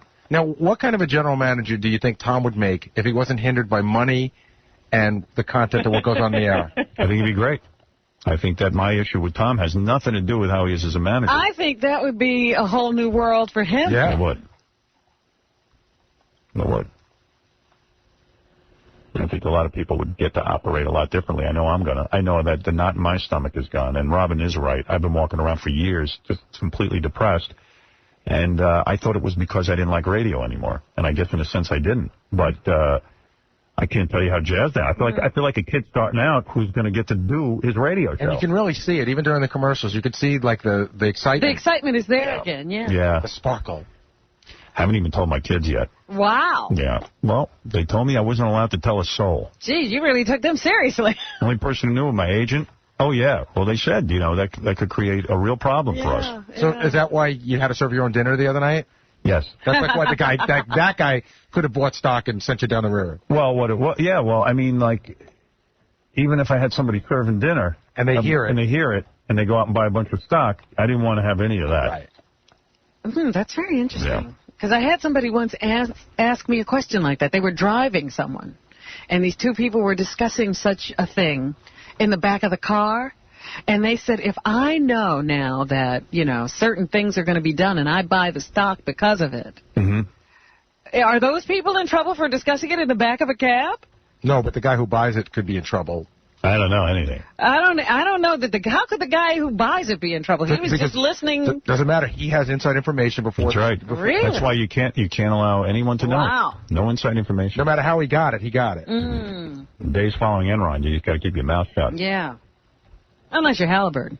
I should call Clear Channel, let them know the good news. Maybe tomorrow I'll make a bunch of phone calls. Oh, let's call Lowry Mays. Yeah. So you didn't even tell Beth. All right, now, Beth kind of caught wind generally. I didn't tell her what, you know, company and stuff. You know, had a, you know, we're together all the time. No, I know. It's interesting. I was wondering if she had a hint. I got to tell you, everyone was on the edge of their seat when, you know. What did everyone think I was going to say? Well, what were these rumors? Some people thought that it was marriage. Right. That you might be getting married. So no, I wouldn't do that here. I would not make that announcement in front of Robin. Believe me. I've sealed the deal. That will never be. It would never happen. In fact, if I got married, I wouldn't tell anybody. That's what I figured. You're probably married already. You're right. I'm just not telling you. Some people thought you were just going to flat out quit. Yeah, that's what I thought. You can't quit if you have 15 months left on your contract. No, but you can announce that. That's why Jay Leno is bogus. Right. He's quitting the Tonight Show in 5 years. No, you're not. If in 5 years you want to continue, you absolutely can, and they just pay Conan off. No, but you could announce that 15 months you're done. Yeah, but that would have meant that in 10 months somebody could have stepped in and renewed me. And then And you know what? The problem with that is in a 15-month kind of a situation, I don't know what that does to your sponsors, plans, and all of that. Right. And then at one point when I was talking to you yesterday, we were supposed to have a meeting today, and you said to me, I can't do a meeting today because, you know, the S is going to hit the fan. And then I started to think that it was some sort of a personal issue. Like, at one point I thought you might even be sick. No. I'm sick, but mentally. James, you're on the air. Okay, I think you are the best in radio there ever was. And I want to know if the satellite can be heard around the world. That'll open up a global market. It's not yet capable around the world. The United States, everywhere you go, you can get it. Yes. I think Canada's not yet or soon. I think there's got to be licensing agreements with each government. Yeah, but it is Alaska and Hawaii as well. Yeah. I believe so. I think we should really thank all the audience that listens to your show. You bet, and I hope the audience stays with me. And I want to thank all my sponsors, too, who've enabled me. All the people who've been saying, stay on, keep fighting. Especially my sponsors who stood fast while the religious right continues to attack us. And I want to tell you really quick how when I was in college, I had a professor who made my only task for the class, get an A, was to record your show every day. Wow. What do you do for a living? Yeah, what kind of job can you get having that kind of training? Engineering. I see. And I want to know, what kind of engineer is your engineer on your show? Future training. Yeah, he used to run a train. That's right. Let's go to Peter. Peter, you're on the air. Howard. Yeah. I can't believe you did this to me, man. What? I dumped everything I had into satellite radio because I knew that you were going to go to one of those channels and I invested in Sirius's major competitor. Oh, well. I figured you were going to have the impact to change the whole realm of radio. You want to know something? I'll never be as pompous to say I would change the whole realm of radio, but I'll tell you what. I'm going to work day and night to do it. He's going to do everything in his power. Well, just imagine getting into cable television before it became cable television. Well, This is that's exactly how, what you're you doing. see, it's funny. I sat down with Mel Karmazin maybe a year ago, who said to me, I want you to re-up with us. And I said, I can't the way it's going. And he said, well, think about it. And he goes, in satellite radio? He says, I don't think it'll ever be a business. Mm-hmm. And I wonder if people are saying that today. Well, you look at all of those. I mean, there's a million cable channels. I remember when they started up, and you say, oh, yeah, I just started this thing called the Food Network, or the This Network, or the That Network, Comedy Central, HBO. Right. People used to say, they just... But it had to be XM because XM has the car contracts. Well, no, Sirius does too. Sirius has a big deal with Ford. With GM, with Acura, with Volvo. Yeah, well, I mean, listen, one of the reasons I've gone to Sirius is because I thought the technology was sound, and also I thought the guys were good guys, and also it's a business that needs to be built. You know, what everybody's been saying over the years is that, especially this last year, that it's a technology that's sort of plateaued, and it needs a savior. It needs a boost. It needs a boost, Yeah. and you're it. Sirius is Chrysler, I think, too, and BMW. BMW, Sure. yeah. And Chrysler's like selling like Yeah. crazy. Yeah, and then listen, my thought was that when someone goes to get a car, they'll get the one with Stern. You know, That's all. FM hung around for a long time before somebody figured out, play music on it. Hey, Jeff, you're on the air. Hi there, Howard. This is Jeff Rossen from Channel 7 in New York. Oh, hey. So listen, we're all talking about this in the newsroom this morning, and everyone is wondering whether you're leaving broadcast radio for good. Oh, yes. I mean, that's it. That's it, babe. Done deal. Signed, and that's it. 15 months, I'm gone. It's only going to be impactful if I take the first step. The radio's biggest star leaving to go form a new radio. It's bold. Yeah, it would be stupid if you sat out for a year and then said, you know what, I'm coming back and I'm coming to satellite. That would have been ridiculous. I'm done with this kind of radio. It's over. It's over. I'm getting a divorce. Well, I hope you're getting a good settlement. What are the details of the deal? You know what, Jeff? I'll tell you what. I'm not going to discuss that with you right now. Right now I'm discussing it with my audience. In the days to follow, we'll talk about that. Well, one other question. Who approached you here? I mean, did you go to them and say, I want to be with you now? No, they came to me, and they said to me, what do we have to do? You're the only guy. They said it to me. They sat me down. You're the only guy who could make the difference. You're the only one who could actually make this a business. I did see some of the wooing. I noticed some of that going on. How did you know the wooing? Well, some of it happened in Las Vegas. Oh, that's right, yeah. I did see something. The romance has been going, the dating's been going on for a year. You know, that must be why I missed it, Robin, because it went on in Las Vegas. Yeah, you didn't see it. I didn't see anything. It was happening. Yeah, no, this is... Howard, let me ask you this. What do you think is going to happen to broadcast radio now? Is this the beginning of the end for broadcast radio? I mean, do you think this is the new wave, or is it going to take... Bet your life on it. Bet your life that it's the end. This is the end. This is what it needed. This day, mark this day. What is today? The 6th? October 6th, Yeah. 2004. This is the day that broadcast radio died. FM killed AM. Are you going to try to bring some other jockeys with you? I'm developing 3 channels, and I will be bringing lots of talent with me. I'm not only expanding my role as a radio personality, I will now begin to program and bring under my brand, under the Howard Stern name, and endorse other performers. Well, we wish you the best of luck. Thank you, Jeff. Bye-bye.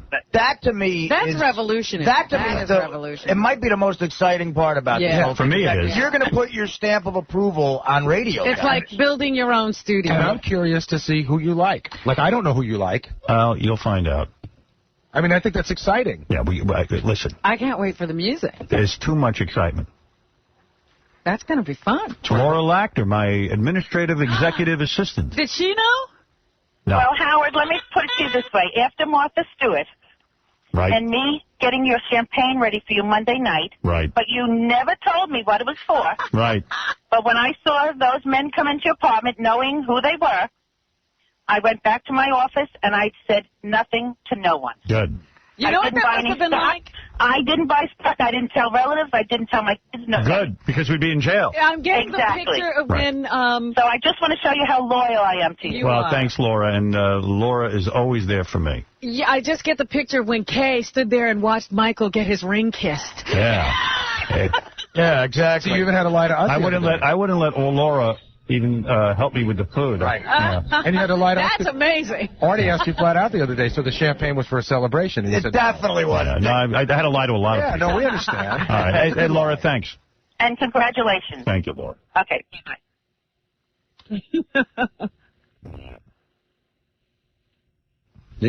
What? I was going to say, you want to field some questions from Chauncey? He's always got the goofy Wait, see, did he come in with the chick? He's here with the chick. That's how we What is the story on this girl? Because I'm going to run out of time. When Chauncey was doing Get John's Job, one of the things, he brought in this girl one time for a bit. And so she's back again. She's been telling us that she's so hot that she can't get modeling work. All right, this chick is saying she's so hot she can't get modeling work. We've seen her before? Yes, and she's agreed to do the whole interview naked if you'd like. All right. And then Chauncey can come in and ask me a couple of questions. So let me get Natalia ready. Right. Yes, Gay Ramon. Howard. But we only have a minute. Yes. I'm so excited for you, Howard. I'm Thank rock hard, buddy. Oh, that's hot. The hemorrhoid show was on tonight. Hemorrhoid show the on E! hemorrhoid show. Yeah, There you go. Let's not lose sight of that. You'll see Gay Ramon, High Pitch Eric, the doctor, and all the hemorrhoid guys tonight on E! Hey, Howard, since the show, the hemorrhoid show, I have not been able to get back there behind my boyfriend. Oh, I think that's I think we could have. one of the things that would happen. I think certainly it could cure gayness. That let's see might be this the most chick. disappointing news I've ever heard. I think that chick is hot. She is hot. Of course she is. Minute, and then she's going to get naked. What? She'll stand here, you'll talk to her for a minute, and then she'll step out, get naked, and come over to the couch. But is she so hot she can't be a model, or is she too short? What do you mean you're so hot you can't be a model? I never heard of that. Describe that to me. Hi. Hi. I'm so glad to see you again. Thank you. Yeah, we met you before, right? Yeah, we have. What's your name again? My name is Natalia Delano. And you want to be a model? Actually, I am a model and an actress. Oh. But you're not getting work? Was that the deal? Oh, I do get work. I work in the city for the agency. It's called Thompson Agency. I thought you're so hot, though, you can't... I don't understand. You can't get modeling work. Oh, no, I do get modeling work, but sometimes some women get really jealous at me, and they don't give me work. Because I think I look too hot. Let me see. Take off that horrible jacket you're wearing. Let me see. It looks like a homeless person would wear that. Wow. But you are in shape, honey. How tall are you? I'm 5'7". Unfortunately, I'm a little bit tall for runway model, but I can do some runways. You're a little bit too short for runway model. Yeah, because usually runway models are 5'8". 5'8", 5'10". Yeah. What are you clocking in at, 63 pounds? Actually, 95 pounds. 5'8". What's up, Gary? I thought we'd start by moving her away from the podium and losing the top. You want to be naked? I want you to undress me. Okay. Can you do that? Yeah, do it. Sure, I can do it. Can you come back to Sirius Studios in about 17 months? All right, take your headphones off. Hey, come on over. I'd have to undress you quickly because we're in the middle of a big announcement. How old are you, baby? I'm 21. Oh, all right. Where's she from? Where are you from? Russian. I thought that was Brooklyn, that accent. It's becoming. Brighton Beach. So you want to be naked on the show, huh? I want you to undress me. Is that your fantasy? Oh, yeah. Really? All right, come on over. I thought you were really hot when the last time I saw you on the show. Really? Here, let me put my shirt on. I thought you were really completely different person, honestly. I wasn't really impressed when I saw you. So you would do it with me? You like him. That's why you're back. All right, let's see. You're not afraid? Why would I be afraid to undress you? I don't know. You undress lots of women? Have I ever seen you in a newspaper ad or a... It's possible. I've been on some magazines before. You have? Yeah. And you don't mind working nude? Well, I haven't been really working nude before. All right. How much does she get paid a day? Yeah, how much do you get paid a day? What's your fee? My fee right now is about... somewhere, it depends what kind of work it is, somewhere from $500 to $1,000 a day. All right, let me take off your top. Ready? Yeah, it's up there. Oh, thank you. Hey, this is great, huh? It's like some kind of fur bra you're removing. I know. It's like, you know what? I think it might even have, like, bugs in it. All right. Bugs? Wow, nice pose. Small but By the cute. way, I have a present for you. Your boobs are out. Let me enjoy it. Oh, yeah, but you have to take my present. Stop talking for a moment. It's a present from my designer, Ivy Supersonic. Oh, hard. Oh, yeah. Ivy. Thank you. All right, let's take off your skirt now. You wearing panties? You'll see. All right, turn around. How do I get this thing off? Do I just pull it down? Well, you can try it. Oops. What happened? How do you take it off? I don't want to hurt you. You done? Here, there you go. What's going on over there? Hey, nice thong. Hey, how's she look? She got a smoking body. I'm jealous of her. You've got some body. You don't want to give her work, Artie? No, yeah. It's too hot. Can Howard pull the strings on the sides of those things? Want to be totally naked? I think I'm okay. Oh, This is as far as she wants to go? Well, if you want to take off your bottoms, maybe let it air out a little bit down there. Now, what is this you're holding? Actually, I wanted to invite you to my party, which is going to be on Friday night, and I figured maybe you want to come in with a girlfriend so we can maybe have a threesome. Oh, yeah? You into that? Yeah, why not? I'll have a threesome with you. Definitely. Sure. I would have a threesome, but only with you. I'll tell you what, this girl's a real player. You're saying all the right things there, honey. You're saying all the right things. Some nice suggestions. And you have a beautiful body. Oh, thank you so much. And your picture, she does look good. Yeah? She's a model. This is a hell of a celebration. But Howard, is she too hot to get work? No. You're not too hot to get work. I don't know why I think I'm going to get work. I think you'll get work. You look good. You're not fat. You've got a nice body. And the accent, I could keep your do mouth that. shut. Yeah, keep your mouth shut. Do a lot of print. But you're a beautiful woman. Thank you so much. All right. Do you want to plug anything? You want to give a number out? What is our party for? Go ahead. What is this party about? Well, the party it's about FHM magazine, which is coming out on November issue. And you're in it? I'm in November issue, and the story is about threesomes. And I wanted to tell you that the FHM editor was trying to get me into doing actually the threesome with his girlfriend. Oh, I bet. Yeah, well, I don't blame him. You've seen my girlfriend? You will do it with the two of us? Yeah. And you've gotten it on with other chicks? Definitely. You have? Oh, you like women? Oh, yeah, I do like women. Oh, wow. If it's the right woman. You ticklish? I am. Let me see. Ready? She's fun. Yes, all right. All right, now get out of here before you catch a cold. Good thing you don't have an annoying laugh. Right, here you go. You are way hot. Okay, and I just wanted to tell one last thing. Yes. I just wanted everybody to visit my website, which is www.nataliadelano.com. Well, let me tell you something. I would visit. What is it? Natalia? NataliaDelano.com. I'd visit that. You did the right thing. You came in. You got naked. You're running around here nude. Well, she could be naked, Howard. I mean, she said she was going to get naked. She is so naked. She's not so naked. She's pretty naked. Take off your bottoms. Yeah, Papa Bowie's all upset. I mean, come on. You said you were going to get naked. It's Howard Stern. Loose the drawers. That's right, yeah. What, didn't you shave? Yeah. I love you, Howard. I really do. I respect you. Thank you. I think you're the best man. Thank you, really. Gary. She doesn't have the nerve to do a threesome. She doesn't have the nerve to get naked. Oh, she has the nerve, trust me. I do have the nerves to do threesomes. I don't How long you been getting it on with girls? How old were you when you first got it on with a girl? I probably was about 15. 15? Yeah, you Back like in it? Russia? It was my first experience. In Russia? Yeah. They'll throw you in the goddamn gulag for that. Were you afraid? Yeah, they could. What'd you do, with a friend? One of your little girlfriends? Another 15-year-old? Yeah. Start making out with her? Yeah, pretty much. What, a sleepover party? Yeah, it looked kind of like that, yeah. Did she sleep over in your tenement in Russia? Over in my place. Was it Robin laughing? A tenement. You know, you shouldn't have like one bedroom for 8 people? No? These Russian girls are players, let me tell you. They know it. Is that right? They appreciate a man with a buck. Right? You like the money? How did you get here? Not exactly. You like money, right? No, not exactly. I'm not that kind of a person. Really? Not at all. Yeah. You can't get me no matter what. You a citizen? I'm a hard kind of a person. You a citizen? Not yet. I'm trying to get my visa and stuff. Yeah, I could help you with that. Can you? Oh, yeah. After the threesome? Yes, after the threesome. After the anal. Oh, my God.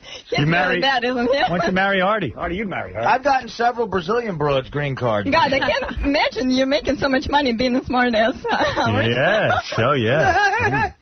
So, yeah, you ever do 2 girls at the same time? No, actually I haven't. No. I like it kind of private. When's the last time you had some lesbo sex? It wasn't that long ago, but after I saw you, you know what I'm saying, I was really impressed. Well, we got to take some pictures of you for the website. Check it out on howardstern.com. She is really pretty. She is good looking. Looking at her facial features, she's beautiful. You're way hot. Can I kiss you? Oh, yeah. Thank you. Oh, yes. R to the easy, M to the withal. Robin, every girl should look like that. I'm sure. I like him thin. All right, listen, do we have to take a break? Okay.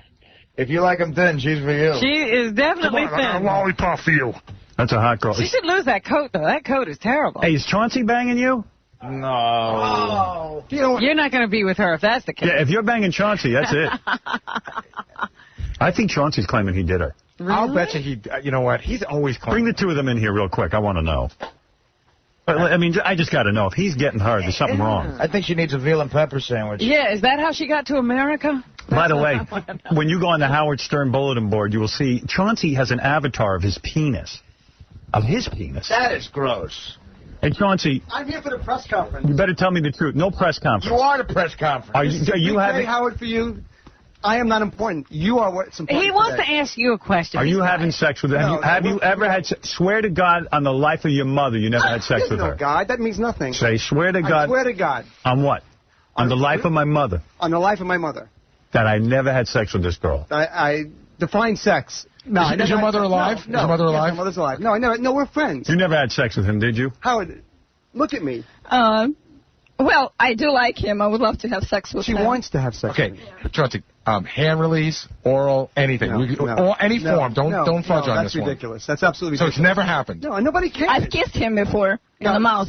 You kissed him on the mouth? Yeah, I did. And you didn't throw up? You know what? His son is a little bit too big, yeah. Yeah.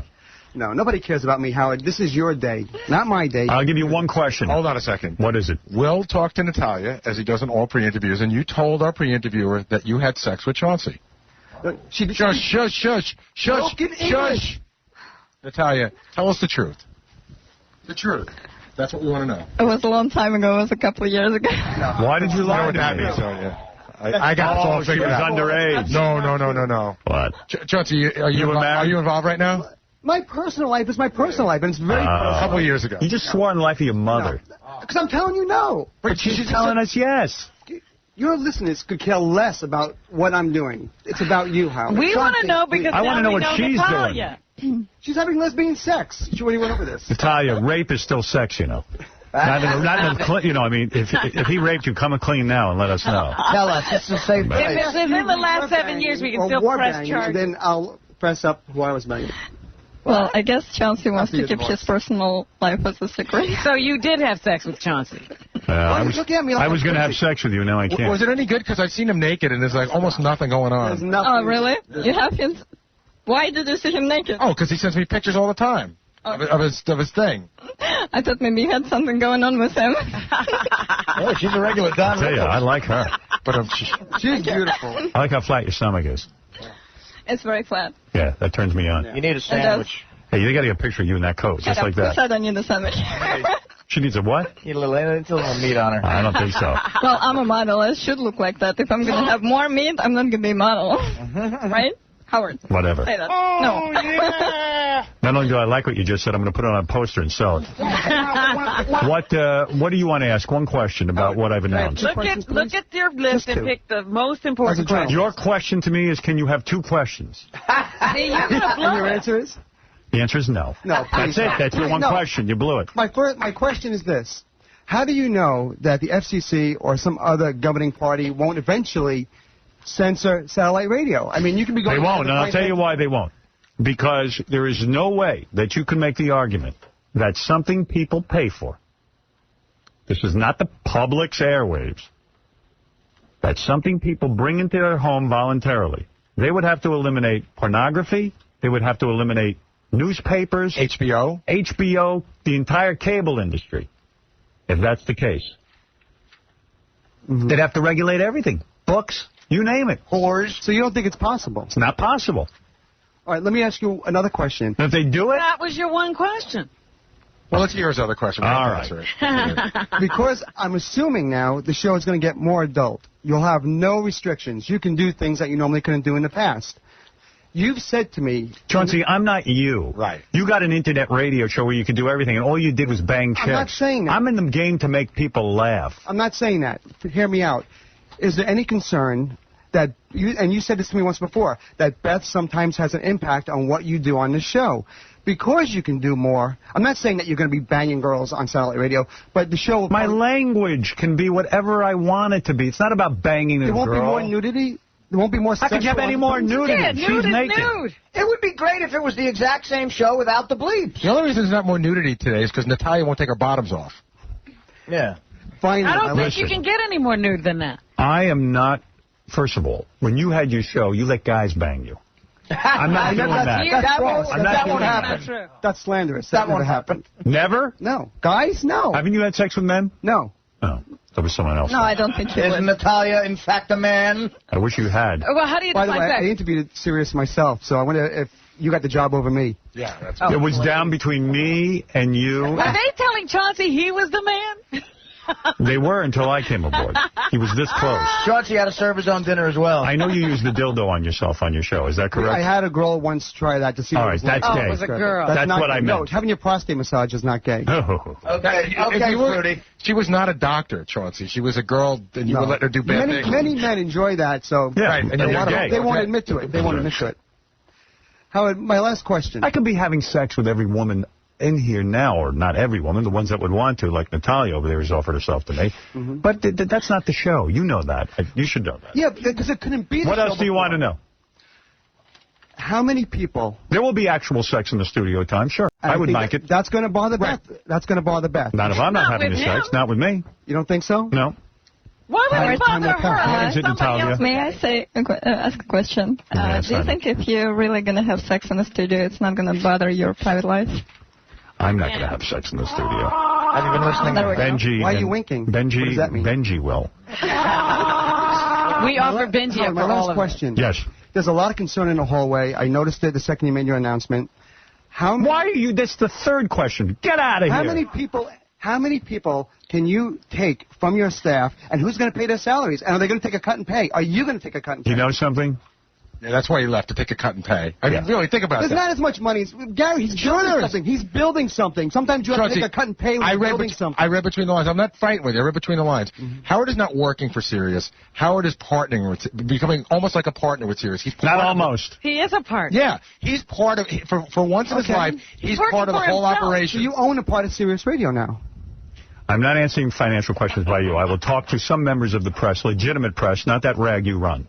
This is for ABC News on Demand, by the way. Oh, ABC News on Demand. You didn't say Who's that. demanding news from ABC? In that case, let me roll out the whole deal for you financially. All right, get out of here. On demand Natalia, news. you're beautiful. I have to take a break. Congratulations. Thank you. Seriously, Thank you. congratulations. Thank you. It's great. What, sweet love? Will you come to my party on Friday? Absolutely not. Why not? I'm too big now. It's tough to do. I'm with Sirius.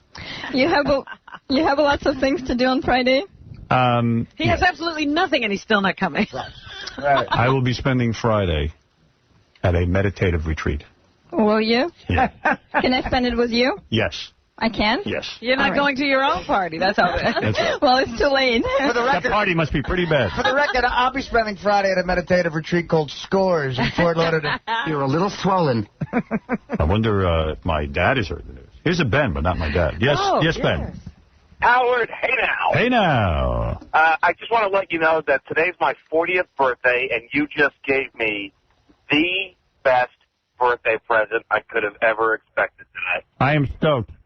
I've been a long-time fan, and to know that you're going to be part of something like Sirius and able to do the show that you've wanted to do for the past couple of years, I mean, I can't tell you how excited I am. Thank you. Thank you so much. I am really thrilled. And come with us, please. Yes, Kimberly, you're on the air. Congratulations, Howard. Thank you. Thank you. Listen. That's Mike Don P. opening up for you. Thank you. Very nice. Thank you very much. I'm just an FM listener. I've listened to you guys forever. I will definitely subscribe if I have to listen to you on Sirius. Great. Because I enjoy your show. Thank you for that. I think we can change a lot about what's going on in radio, and this is truly exciting for me. It's a rebirth. Honestly, it is. Chauncey, no more questions. No, it's not a question. Howard, when you move to Sirius, will you play my Sulu tape? That is a question. I will play it before then. You're so impatient. You want everything now. We're going to get to it. You email me all the time like if we don't play it, we somehow don't like you. We're going to get to it. You're a loon. I see your desk, and everything's buried. There's no organization No, here. actually, That's right. it's been organized. That's right. You right No there in the organization. Starfleet haircut. Right there in the Starfleet. And I guarantee you, when we move to satellite, it'll be less organized. Dog. Yes, Captain Jenks. Congratulations, Howard. This is great news. Thank you, Captain. Who are you going to actually, call I to just tell called- this? What's that? Who did you call to tell this? I called Clear Channel Communications, and I got Lowry Mays' son on the phone. Really? Yeah. I called as a reporter. And what did he say? When he got on, I just came out with the question, what do you think about Howard Stern being on Sirius Radio? And he said, we're very happy for him here. Yeah, I bet. Howard, you know what? Why don't you throw a funeral for Clear Channel? It would be a great way to go out. Let's make it happen and then throw the funeral. Let's not do something too soon. Jake, you're on the air. Hey, Howard. Yes. Congratulations on the news. This is Jake from FHM. Hey, Jake. How you doing? Pretty good. I'm the guy who interviewed Beth. I know. Stay away from my girlfriend. I will. This guy, he's on the phone every minute to my girlfriend. She calls me. She doesn't Yeah. have that many friends. But listen, that Russian girl, Yes. I never had tried to have a threesome with her. Did you lie, Natalia? No, I didn't. Does Natalia have brown teeth? Can Natalia give you a big smile? Can you rate the She's whiteness beautiful. of her teeth? She's very beautiful, Jake. I mean, she's a pretty girl, but come on. I'm not really in a position to comment. All right, so Jake, you're saying that's a lie. I'm saying that's a lie. All right, thank you, Jake. Unequivocally. Thank you, Jake. Anyways, congratulations on your news. All right, Jake, in all honesty, I didn't even know what Natalia was talking about. I was staring at her naked, and I thought she looked great. That's hot. I didn't hear it. I just had my girlfriend call me all angry. No, I'm sure you were a straight shooter. Don't worry That's about all it. I got to call later myself. All right, Jake, Have a thanks. good day. Right, bye. Well, what can I say? Oh, hopefully his girlfriend's not going to kill him. What a Yeah, day. of course. I mean, yeah, you I never can't. had anything with him, so she can forgive me. All right, so you're here to admit that you didn't have anything with him. Yeah, If Jake's girlfriend is listening. Yes, go ahead, John. What are we listening to? Oh, I'm on the radio. Hey, John, what's up? You were dropping some clothes yesterday. Is Artie getting you that kitchen? Yeah, right. Well, I was keeping that in mind. If we go to a new station, I'm putting a kitchen behind Artie. That's right. I forgot about All right, thank you.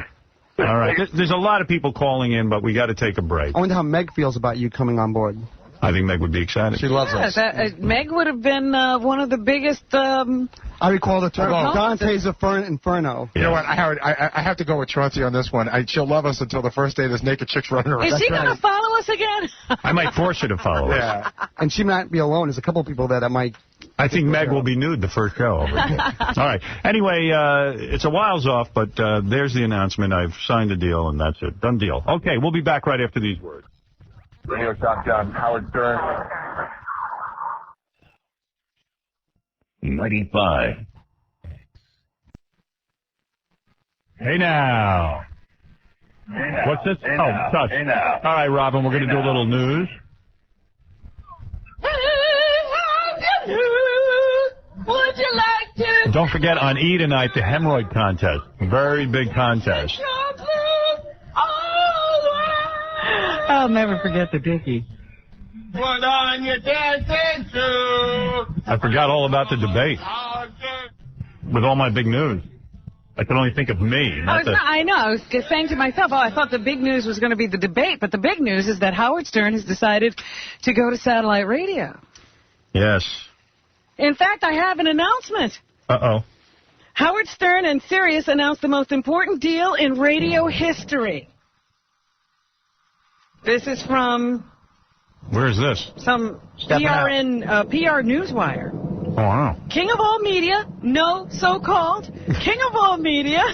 It's like Pinocchio finally becoming a boy. Yes. He wished for Howard it so Stern long. and Sirius announced today an epic agreement whereby Stern will move to Sirius beginning January 1st, 2006.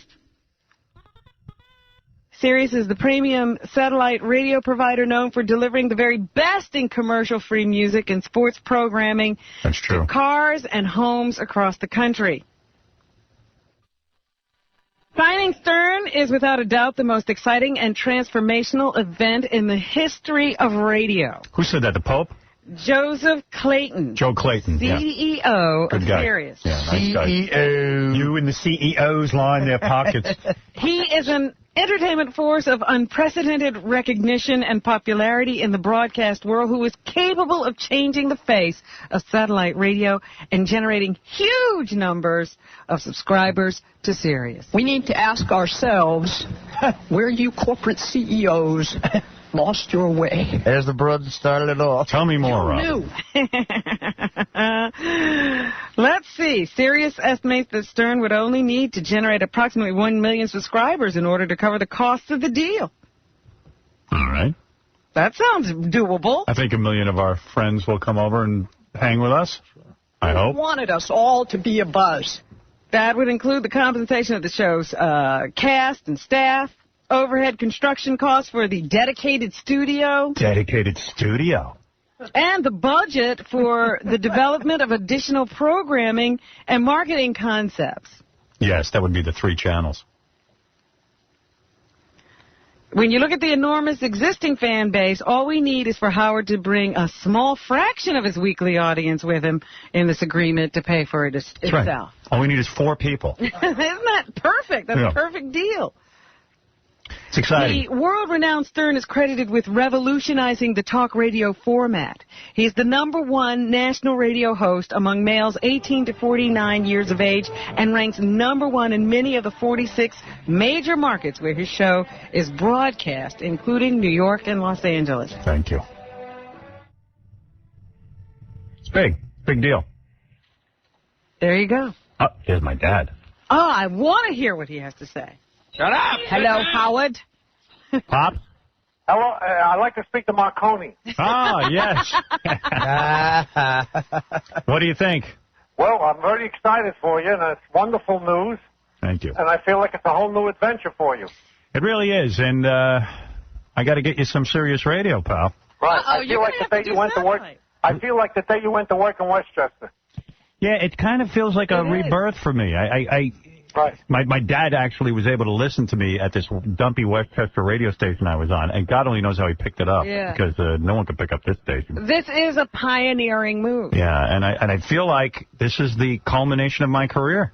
Right. I really feel this is not only a new beginning, but like the natural progression. And hopefully, I'm just so stoked about it. I can't even begin. I didn't even call you about it. No, I'm glad you didn't. I like the way it broke on the radio. Yeah. And I got very excited about it. Oh, that's wonderful. Yeah. So, anyway. All right, so I don't want to hold you anymore. Getting plenty of congratulations there. All right, Dad. Thanks. And I'll be talking to you. Father. I heard Mom in the background. I don't know. Well, who are you on with? What? Wondered what she was saying. What is that sound like? Why don't we put it on? Are they going to be able to work that? No. I'll explain it to them. They won't even get an answering machine. I know. I'm gonna just get it for them. They have a VCR, right? That they have. I bought them that. Okay. Yeah. So maybe they can handle this. Yeah, and I got to get them a car anyway, so perfect. Yeah, I'll put the Sirius in there. Because I was just reading the partners with the car companies. I'll tell you what you can shop for. Yeah, you could get a Daimler Chrysler car, a Ford, a BMW. All right. I know Audi has it. Doesn't it? Mini. I see Mazda, Audi, Ford, Lincoln Mercury, Mercedes-Benz, Porsche, and Volkswagen. Jaguar, Volvo, Land Rover, Aston Martin. Get them one of those. Yeah, and I think you can get in all cars even if... Well, you can put it in yourself, yeah. This is just the cars that will be installing Sirius. Yeah. I believe in it. I believe in satellite. That's why I decided to do it. I believe in it. Well, I know that Mr. X has been behind satellite, and he's been saying, go to satellite, go to satellite, go to satellite. He was one of the reasons I went. Is he the one that convinced kinda, you? Yes. I remember we had a drunken conversation once. Had some cocktails, and I heard his theories, and... He swayed you. I said, that's for me. Yes, Vinny. Howard, congratulations. Thank you, Vin. This is Major. I got a couple of real quick questions. How close are they to like a portable Walkman type radio for guys like me who, commute in our kind of bus and stuff like that? I don't know exactly. I don't have the answer to that. They've got to be pretty close because they've gotten to Boombox. Right. Yeah, exactly. I heard they were working on that stuff. My second question is, are your archives coming with you? I don't know all the details to everything. Because that would be awesome to be able to hear, you know, on a dedicated station, the best of Howard, 24/7. A lot to be talked about. Okay, one more final question. Thank you. Oh, one more. Yeah. The Dish satellite company, you know, like DirecTV, the Dish, they carry the Sirius channels on their TV lineup. Yeah. It's enough. What? It's enough. Who? I love you. Say that again. It's at a press conference. I know, I'm sorry, but these are like, people are asking me these questions. Who's asking? On the He's bus? asking me questions. My phone has been ringing off the hook. Hold on a second. Right. The guys outside have put me up to this, but it's too funny. So Sophie's Choice, Vinny, make a decision now. Howard or CBS? Where does your allegiance lie? It's going to be with CBS. CBS that's his company. That's who he works for. And by the way, I have 15 months left on my contract. My allegiance is with CBS. They've been very good to me. This is not a knock against them. In fact, it's unfortunate in a way. We can't even do really business. Sad. It is sad. It is sad, you know. But it's happy for me because I've waited my whole life for something like this, where I can really get control and do what I want on the air. I think the smartest thing you're doing is not charging extra for the show. Absolutely insisted on it. Thank you. Yeah. Yes, Charlie. I'm sorry, Vin. I don't mean to hang up on you. There's a lot of people we got to get to news. Charlie, go ahead. Howard, hey now. Hey now. Listen, I work at a major appliance place. We just sold out of all our Sirius radios. Great. All right. Good news. All right. Thanks, Charlie. All right. Robin, let's get this. this. It's now on Yahoo News and on CNN that Howard Stern has jumped to satellite radio, has announced in a joint announcement with Sirius Satellite Radio that he's taking his morning radio show. You want to hear some of these? Yeah. To satellite. Let's see. CNN headline. The self-proclaimed king of all media has signed a groundbreaking radio deal. Let's find out about that story from Terry Lee. She's live at the NASDAQ market site this morning in New York with some of the details. Good morning, Terry. Hi, Thomas and Judy. Very big news out just about 20 minutes ago. Howard Stern, Stock Jock, Radio King, whatever you want to call him, has signed a 5-year deal with Sirius Satellite Radio. He's going to start broadcasting on the commercial-free satellite radio channel January 1, 2006. And Sirius Satellite stock is seeing serious gains. Take a look, up nearly 30% right now. The big competitor in this space, XM Satellite Radio, is taking a big hit. You can see down 2.5%. Of course, Howard Stern has come under a lot of criticism, a lot of fines regarding the Federal Communications Commission, regarding indecency broadcasting over the airwaves. Well, those rules don't apply when it comes to companies like Sirius. So Sirius investors should be very happy today. Wow. That's exciting. The investors should be happy. Good, I'm glad. And I can't even tell you how happy that report makes me. Man. Want more? Yeah. I haven't heard these. This is the Wasn't it Olivia Newton-John who said, let's get serious? Well, that brings us right to Sirius. Take a look at Sirius. Folks are getting serious today, up 20%. And the reason folks are getting serious with Sirius is because Sirius is getting Stern. Let's talk about this. Howard Stern signing a deal, a big fat deal, you might say, with Sirius. It's a 5-year. It's a multi-million-dollar agreement. It begins in January 2006. The value of the deal is about $100 million. Sirius is saying that the deal's success is basically contingent on Howard Stern bringing an additional 1 million subscribers to Sirius. And Sirius is saying the fixed obligations in the deal are $100 million, and Stern will be eligible for stock-based incentives, and he will also share a portion of revenues with Sirius. Interesting story there. All right. Very excited people out there about this. Well, because it's exciting. Thank God this technology exists. I could not go on in the same horse crap with the censorship and the Clear Channel and them dictating what people. I mean, taking me off of these stations. I mean, they have to be buried. Clear Channel. They can't be allowed to get away with it. This is the way to do it. Imagine the stations they paid $80 to $100 million for being worth zero. 100,000. 100,000. Some kid will buy it so he can broadcast to his dormitories.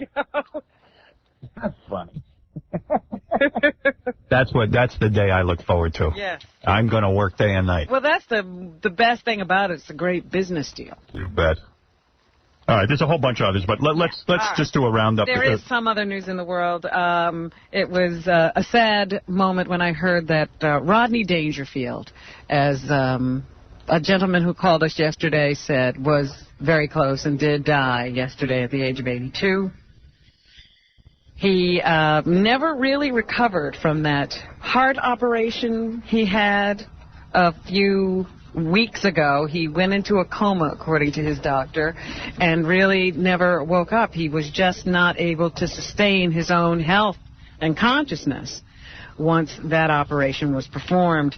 Here is a little bit of Rodney from a movie probably very few people saw.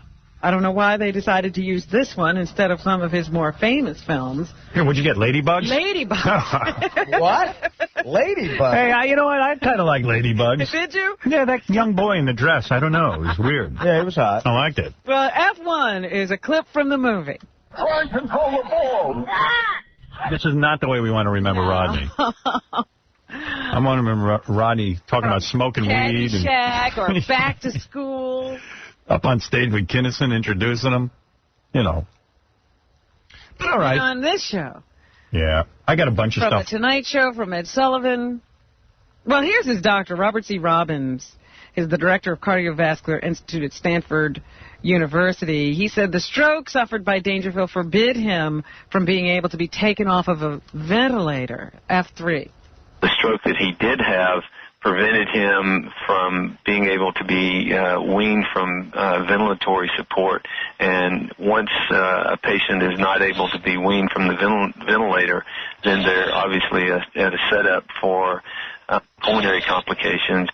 And he says Dangerfield, his debilitated heart just couldn't handle the first operation, F4. Having to go back and do a redo operation on someone his age made the risk of the operation a lot higher for these complications that he had. Apparently, Rodney had a stroke, and that was what was causing all the problems after surgery, which is a very, there's a good chance of that when you're having open heart surgery.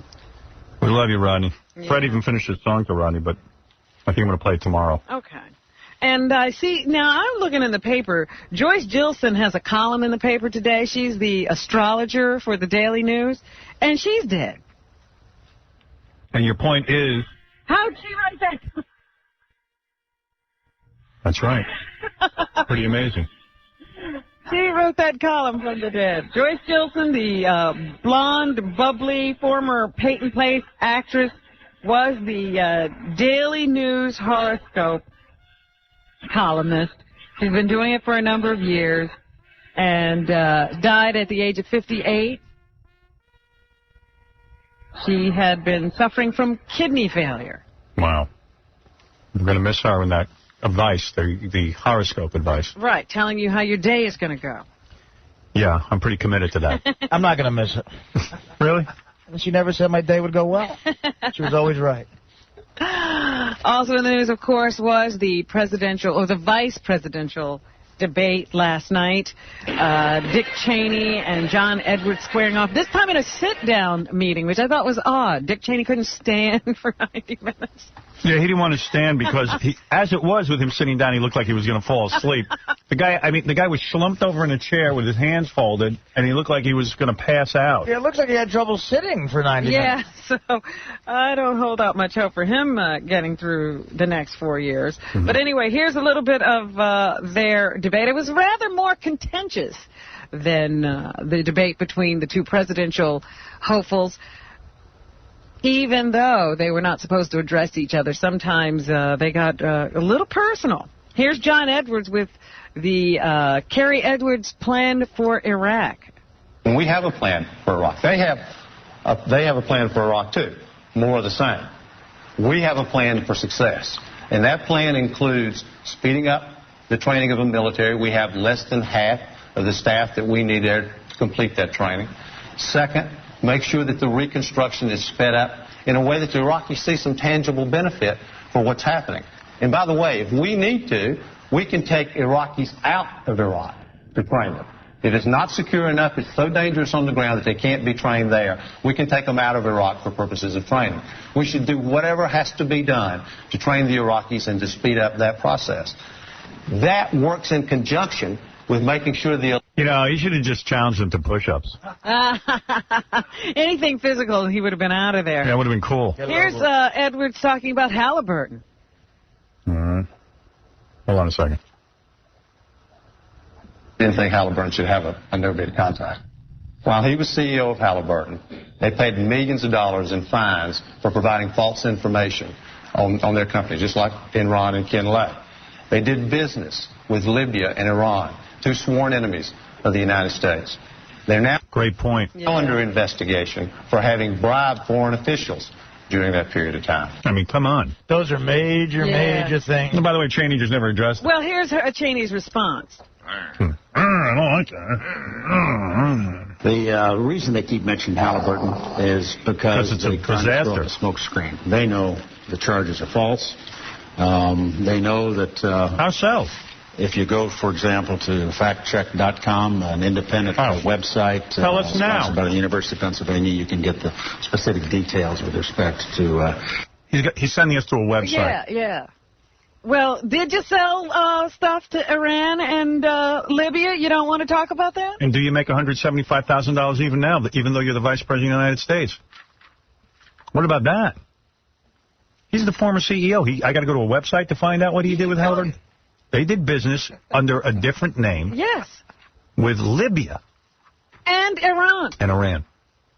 Or as you say, Iran. Iran. Well, I have a lot to learn. Here's Dick Cheney attacking John Edwards' record. On satellite, we say Iran. Oh, okay. The reason they keep trying to attack Halliburton is because they want to obscure their own record. Yeah, right. And Senator... That is number 4. Oh, is it? Yeah. Frankly, you have a record in the Senate that's not very distinguished. You've missed 33 out of 36 meetings in the Judiciary Committee. Almost 70% of the meetings of the Intelligence Committee. You've missed a lot of key votes on tax policy, on energy, on Medicare reform. Your hometown newspaper has taken to calling you Senator Gone. Look who's talking. Yeah. You ever see his record in Congress? Well, listen to what John Edwards has to say about his record. 5. That was a complete distortion of my record. I know that's going to come as a shock. The Vice President, I'm surprised to hear him talk about records. When he was one of 435 members of the United States House, he was one of 10 to vote against Head Start. One of 4 to vote against banning plastic weapons that can pass. He voted against Nelson Mandela getting out of jail. He goes through all this, but the plastic weapons that could get through metal detectors, he voted against. Yeah, because he's a ban on them. Yeah. That helps terrorists. The metal detectors. He voted against the Department of Education. He voted against funding for Meals on Wheels for seniors. He voted against a holiday for Martin Luther King. Well, that's what He voted against a resolution calling for the release of Nelson Mandela in South Africa. It's amazing to hear him criticizing either my record or John Kerry's. But he's got a war going horribly. You got to give him that. Wow. What does he like? And then where they sort of softened up and saw eye to eye was on the same-sex marriage deal. Even Dick Cheney can't go along with the Republicans and a ban on gay marriage. I said then and believe today that freedom doesn't mean freedom for everybody. People ought to be free to choose People ought to be any free. arrangement they want. It's really Young rascals. Yeah. Oh, it's the whole debate. I mean, come on, let's get the election going already. It's time. Well, let's hear about some of the response to the debate. Everybody's trying to decide who won. Jeff Greenfield says if Cheney did better in the debate than his boss, that could make voters wonder who really runs the country. E3. That's what I was thinking the whole time. I go, he seems to be the only guy who knows what's going on. He must have his hands on the controls. He seems to know what's going on. They see Dick Cheney as the man behind the curtain running things. And the Bush-Cheney campaign is saying Cheney did better than Bush. I'm wondering whether to some extent that reinforces that image that President Bush isn't the real leader of the Bush-Cheney administration. Not only does it reinforce that, but it's the truth. You had a fumbling president up there who needed his vice president at his side. Right. He needed somebody to hold his hand. You bet. Well, did the debate change the minds of people about the candidates? Here, a pollster, Sarah Dutton, says this about that. He won. Uncommitted voters' opinions of Dick Cheney were negative before the debate, and Cheney was able to improve that. 32% of uncommitted voters said their opinion of Cheney changed for the better after the debate, but 49% said their opinion of John Edwards improved after the debate. So even though he found some improvement, the other guy improved more. And this is Caroline Keating, who is a psychology professor at Colgate University. She's an expert in body language, and she speculates on why people may not like Dick Cheney. too. Because he was crouched over like he was plotting the end of the world. I think many would be turned off by Vice President Cheney's direct attacks, and they would be concerned about his angry looks and glares and dominance. Because he's a tough guy. Yeah, it was just like with 5 draft departments. He's real tough behind a desk. Senator John Kerry was talked to by phone, and he said Vice President Dick Cheney didn't have answers to many questions. F5. The country saw the clarity. The country did Detroit. He had no answer about Halliburton. He had no answer about taking care of the drug companies, the other companies. He had no answer about the unfairness of their taxes. Here's just a guy who was at CNN's town hall focus group, and he says why he preferred this debate to the presidential debate, E4. I heard far more definitive answers than I heard from the previous debate between our presidential candidates. I still heard too much he said, she said, you said accusations, but there were some definitive answers to specific questions. Yeah, because you had the guy there who actually is the president. Right, yeah, you didn't have to just slogan you to death. He's the guy running things. So at least that's done, and the next presidential debate will be this Friday. In St. Louis. Yes. Tiger Woods tied the knot yesterday. That chick is hot, he married. He wasn't telling reporters, but they got wind that something was going on, so they had announced that he was planning to tie the knot yesterday. Some of the guests included Michael Jordan and Charles Barkley. They say that Oprah Winfrey was also on the guest list. Doesn't she have a show every day? How would she go to this in the middle of the week? We don't know if she was there. She was just on the guest list. Yeah. So I don't know. They say that Tiger bought out the entire resort. Wow. Where the cheapest room, they say, is about $2,000 a night. That's a huge place in Barbados that he had. He bought out the entire resort. Place, yeah, the entire place. What's the tab on that? He's not winning golf games anymore, is he? Well, figure it. The cheapest room is the cheapest room in a 122-room estate is $2,000. Wow.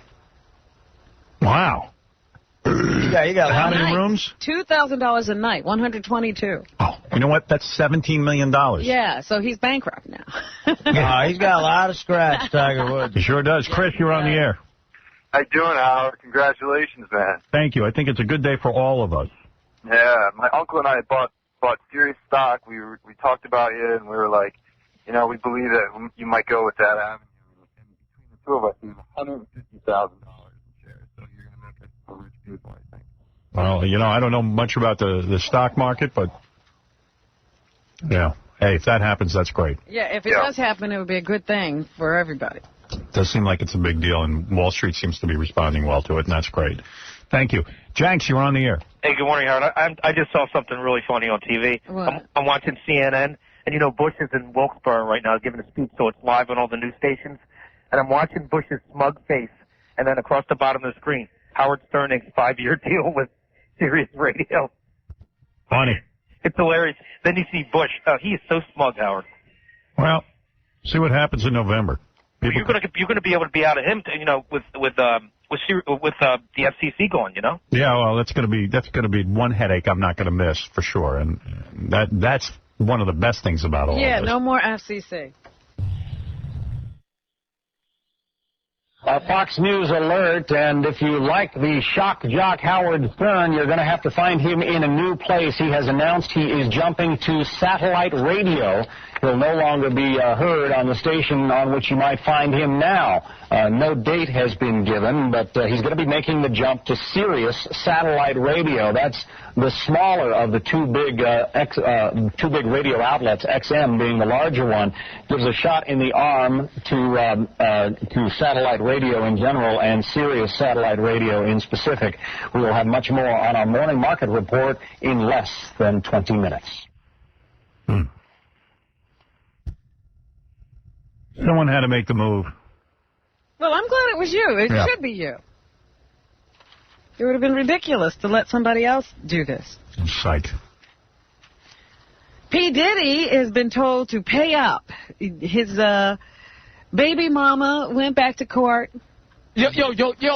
Who is his baby mama? This is a former girlfriend. She's a makeup artist to the stars. And her name is Missa Hilton. Missa Misdemeanor? Missa Hilton Bryn. Excuse me? Missa Hilton Bryn. Excuse Missa me? Diddy. And I guess he was paying about $3,000 a month in child support, which sounds like a nice Sounds sum. good. Could live on that. Get a child through a month. Right. Well, he's now been ordered to up it to $35,000 because he makes a lot of money. So, why is And therefore, he should pay more. Right. Hi, Daddy. He'll also have to fork over $400,000 in retroactive payments, $60,000 in lawyers' fees, and cover all medical and educational expenses for the son. So all of them. There's no half of the medical. She just sits there and keeps the kid, and he pays for everything. Wear rubber. Absolutely. That would be the name of that tune. Mark David Chapman went before the parole board yesterday, and guess what? They said no. Yeah. Can you imagine if it went any other way? Some things do make sense. He still has those sexy aviator glasses, though, that Mark David never Chapman. changes that. Even though he's lost the hair and he's got the turkey neck thing going. Yeah, I'm just glad he's got those glasses. That's hot. Still charismatic as ever. He shouldn't even be allowed to have glasses. He should take those glasses and use them like magnifying glasses and burn a hole in his head. Friday Night Lights is the new movie headed for theaters this weekend, I think. And Billy Bob Thornton is one of the stars. He says Friday Night Lights isn't just for football fans. A1. What's great about this story is, or the movie that Pete Berg is making, is that it doesn't just deal with a bunch of football scenes. It deals with the actual people. So when you see the football games, you care about... I don't know, man. Nobody cares. Raise Your Voice is a Hillary Duff movie headed for theaters this week. And here, Jason Ritter. Do you know that Jason Ritter is the son of John? I do, and he's on Joan of Arcadia, one of your favorite shows. That's and by the way, it's nice. Joan of Arcadia, the girl who plays Joan, lost some weight. She looks good. I noticed that when she was doing the runway thing the other day. I was wondering if you had noticed. Yeah. So Jason Ritter is also now in the Hillary Duff movie. Here he talks about working with Hillary.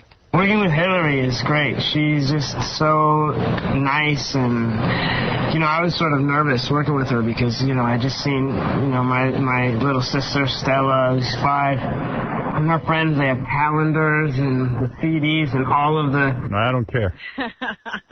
Renee Zellweger is in Shark Tale, the movie with Will Smith and Angelina Jolie. They just got every star in Hollywood, it seems. Right. Here's Renee on the film, A5. I couldn't take my eyes off it when they showed Smiths and discovering something new with every frame. I think that it's going to be fun. It's fun to see. I love that it's sophisticated. It's got that little girl voice. Yes, Sit up, you walk. No bleep in the future. We'll actually hear what he's saying. Sit up, you walk. That's going to be funny. Yes.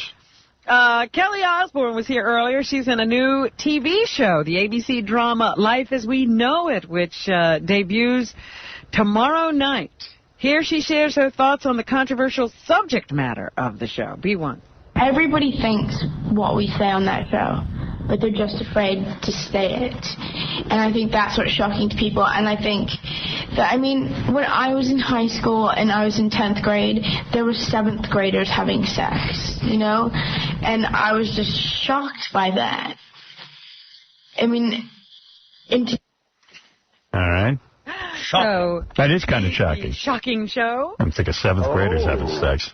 Siegfried and Roy, there was a shooting at the home. A gunman fired at the Las Vegas home of entertainers Siegfried and Roy on September 21st. What could those guys have done to piss someone off? Authorities claim the individual driving a white van unloaded 4 shots and shouted that the two should leave the country. Is that true? The guy paid $75 for a show and was pissed? I think so. I get it. We got tickets for free. 2 incidents. Yeah, we didn't care. Get out of here. From the incident, nobody was hurt. It's not known if Siegfried and Roy were at the residence at the time of the shooting. Authorities describe it as a hate crime. And finally, Jennifer Lopez held a press conference the other day in New York to publicize her new film, Shall We Dance?, where she plays a dance instructor opposite Richard Gere and Susan Sarandon. Here, she was asked if the ballroom dancing seemed alien to her after some of the other dance forms she studied. See one. It was as alien as it could be. I felt like I was from Mars. It was tough for me. I think she is from Mars. What do you think of that? You couldn't possibly get married that many times or be in that many relationships that quickly and fall in love unless you're from another planet. Gotta be. And she says life at home with her new husband isn't as glamorous as we might believe. There's no swinging from the chandeliers. No kidding. You weigh twice more than he does. Big they're laughing at me, huh? parties at the house and other rock stars come parties at the house over. It's nothing like that. It's a very mellow, normal existence. It's real normal. Probably find it quite boring. I think you're going to find it quite boring. I bet you're going to be divorced. She'll be out of there pretty soon. Yep. And she says she misses those days when she wasn't recognized. Oh, okay. Let's hear this. A little swollen. I miss walking around. I miss those days. When she wasn't recognized. So much. I'm like, literally when I get in the car, I put my head outside like a dog. And let the air hit That's hot. me because I don't get to do that all the I'd pull her pants off if she did that. time. That's hot. Here, head's out the window. Let's pull her pants down. That's hot. Why is she sticking her head out the window? I don't know. Like a dog. I don't know why she does that. She can't. That's not like walking around. Does she pee on fire hydrants, too? She chases the car. She sticks her head out the window because she's a lunatic. I did say that was final, but I have to tell this story. In Bucharest, Romania, a 67-year-old man mistook his penis for a chicken neck. Dong. I heard this. Cut it off. And this is true because it's like on Reuters. Yeah, to make matters worse, his dog then rushed up and ate his severed member. Yeah. I don't understand. He was like naked and thought his penis was a chicken neck? Like what was he on that he thought this was a chicken neck all of a sudden? I don't buy that explanation. Come on. He then ran out into his yard in his underwear to kill a noisy chicken, keeping him awake at night. Wang. I confused it with the chicken's neck. Oh, that's what... Oh, do you see what he's running around in the dark. Yeah. Trying to get a chicken who's keeping him awake. He grabs what he thinks is the chicken's neck. And he doesn't feel... him. He doesn't feel like he's grabbing himself. He must have moved fast. Yeah. Very fast. I thought my penis was Fred one time, and I yelled at him. My whole wang hurt. He's going to be okay, but there's no word yet on the dog's condition. Mr. Sulu, you say that happened to you. How did you feel? My whole wang hurt. I said yes. Yes. And that's what's happening. All right, Robin, thank you. Congratulations to you once again. Thank you, and congratulations to us all. Good job. And I'm very excited about this big news. Yeah. I think this is something really, really good. Very exciting day. Exciting day. I can tell you're excited. I'm happy for you. Thank you. Now, I'm going to go get a sandwich. Now, Artie's going to go to lunch to celebrate. To 2 lunches. Artie's going to be celebrating. See Artie Lang this Friday, Gary Delabouie this Saturday at the grand opening of the new Scores in Fort Lauderdale, Florida. Great new establishment over there. Oh, I can't wait. Yeah, Artie will be there in the flesh. The flesh. I think Ronnie Munn's going to be there. I heard a rumor. Ronnie will be there. To book Benji with his naked lesbian bachelor party strippers, go to dialadancer.com. Tomorrow, Drew Carey will be here to stop by. Red Hot Chili Peppers, Anthony Kiedis. It's Just Wrong coming back. The Sisters edition later this week. Yes. Are you kidding? A new? That's right. It's Just Wrong? A new It's Just Wrong. And Stephen Baldwin Scare Tactics tonight on Sci-Fi Channel. Kelly Osbourne on Life as We Know It, premiering tomorrow night at 9 on NBC. And what did I say? NBC. Oh, ABC. Sorry. To Lowry Mays, your nightmare has just begun. We're going to make your radio stations worthless. I vow that to you.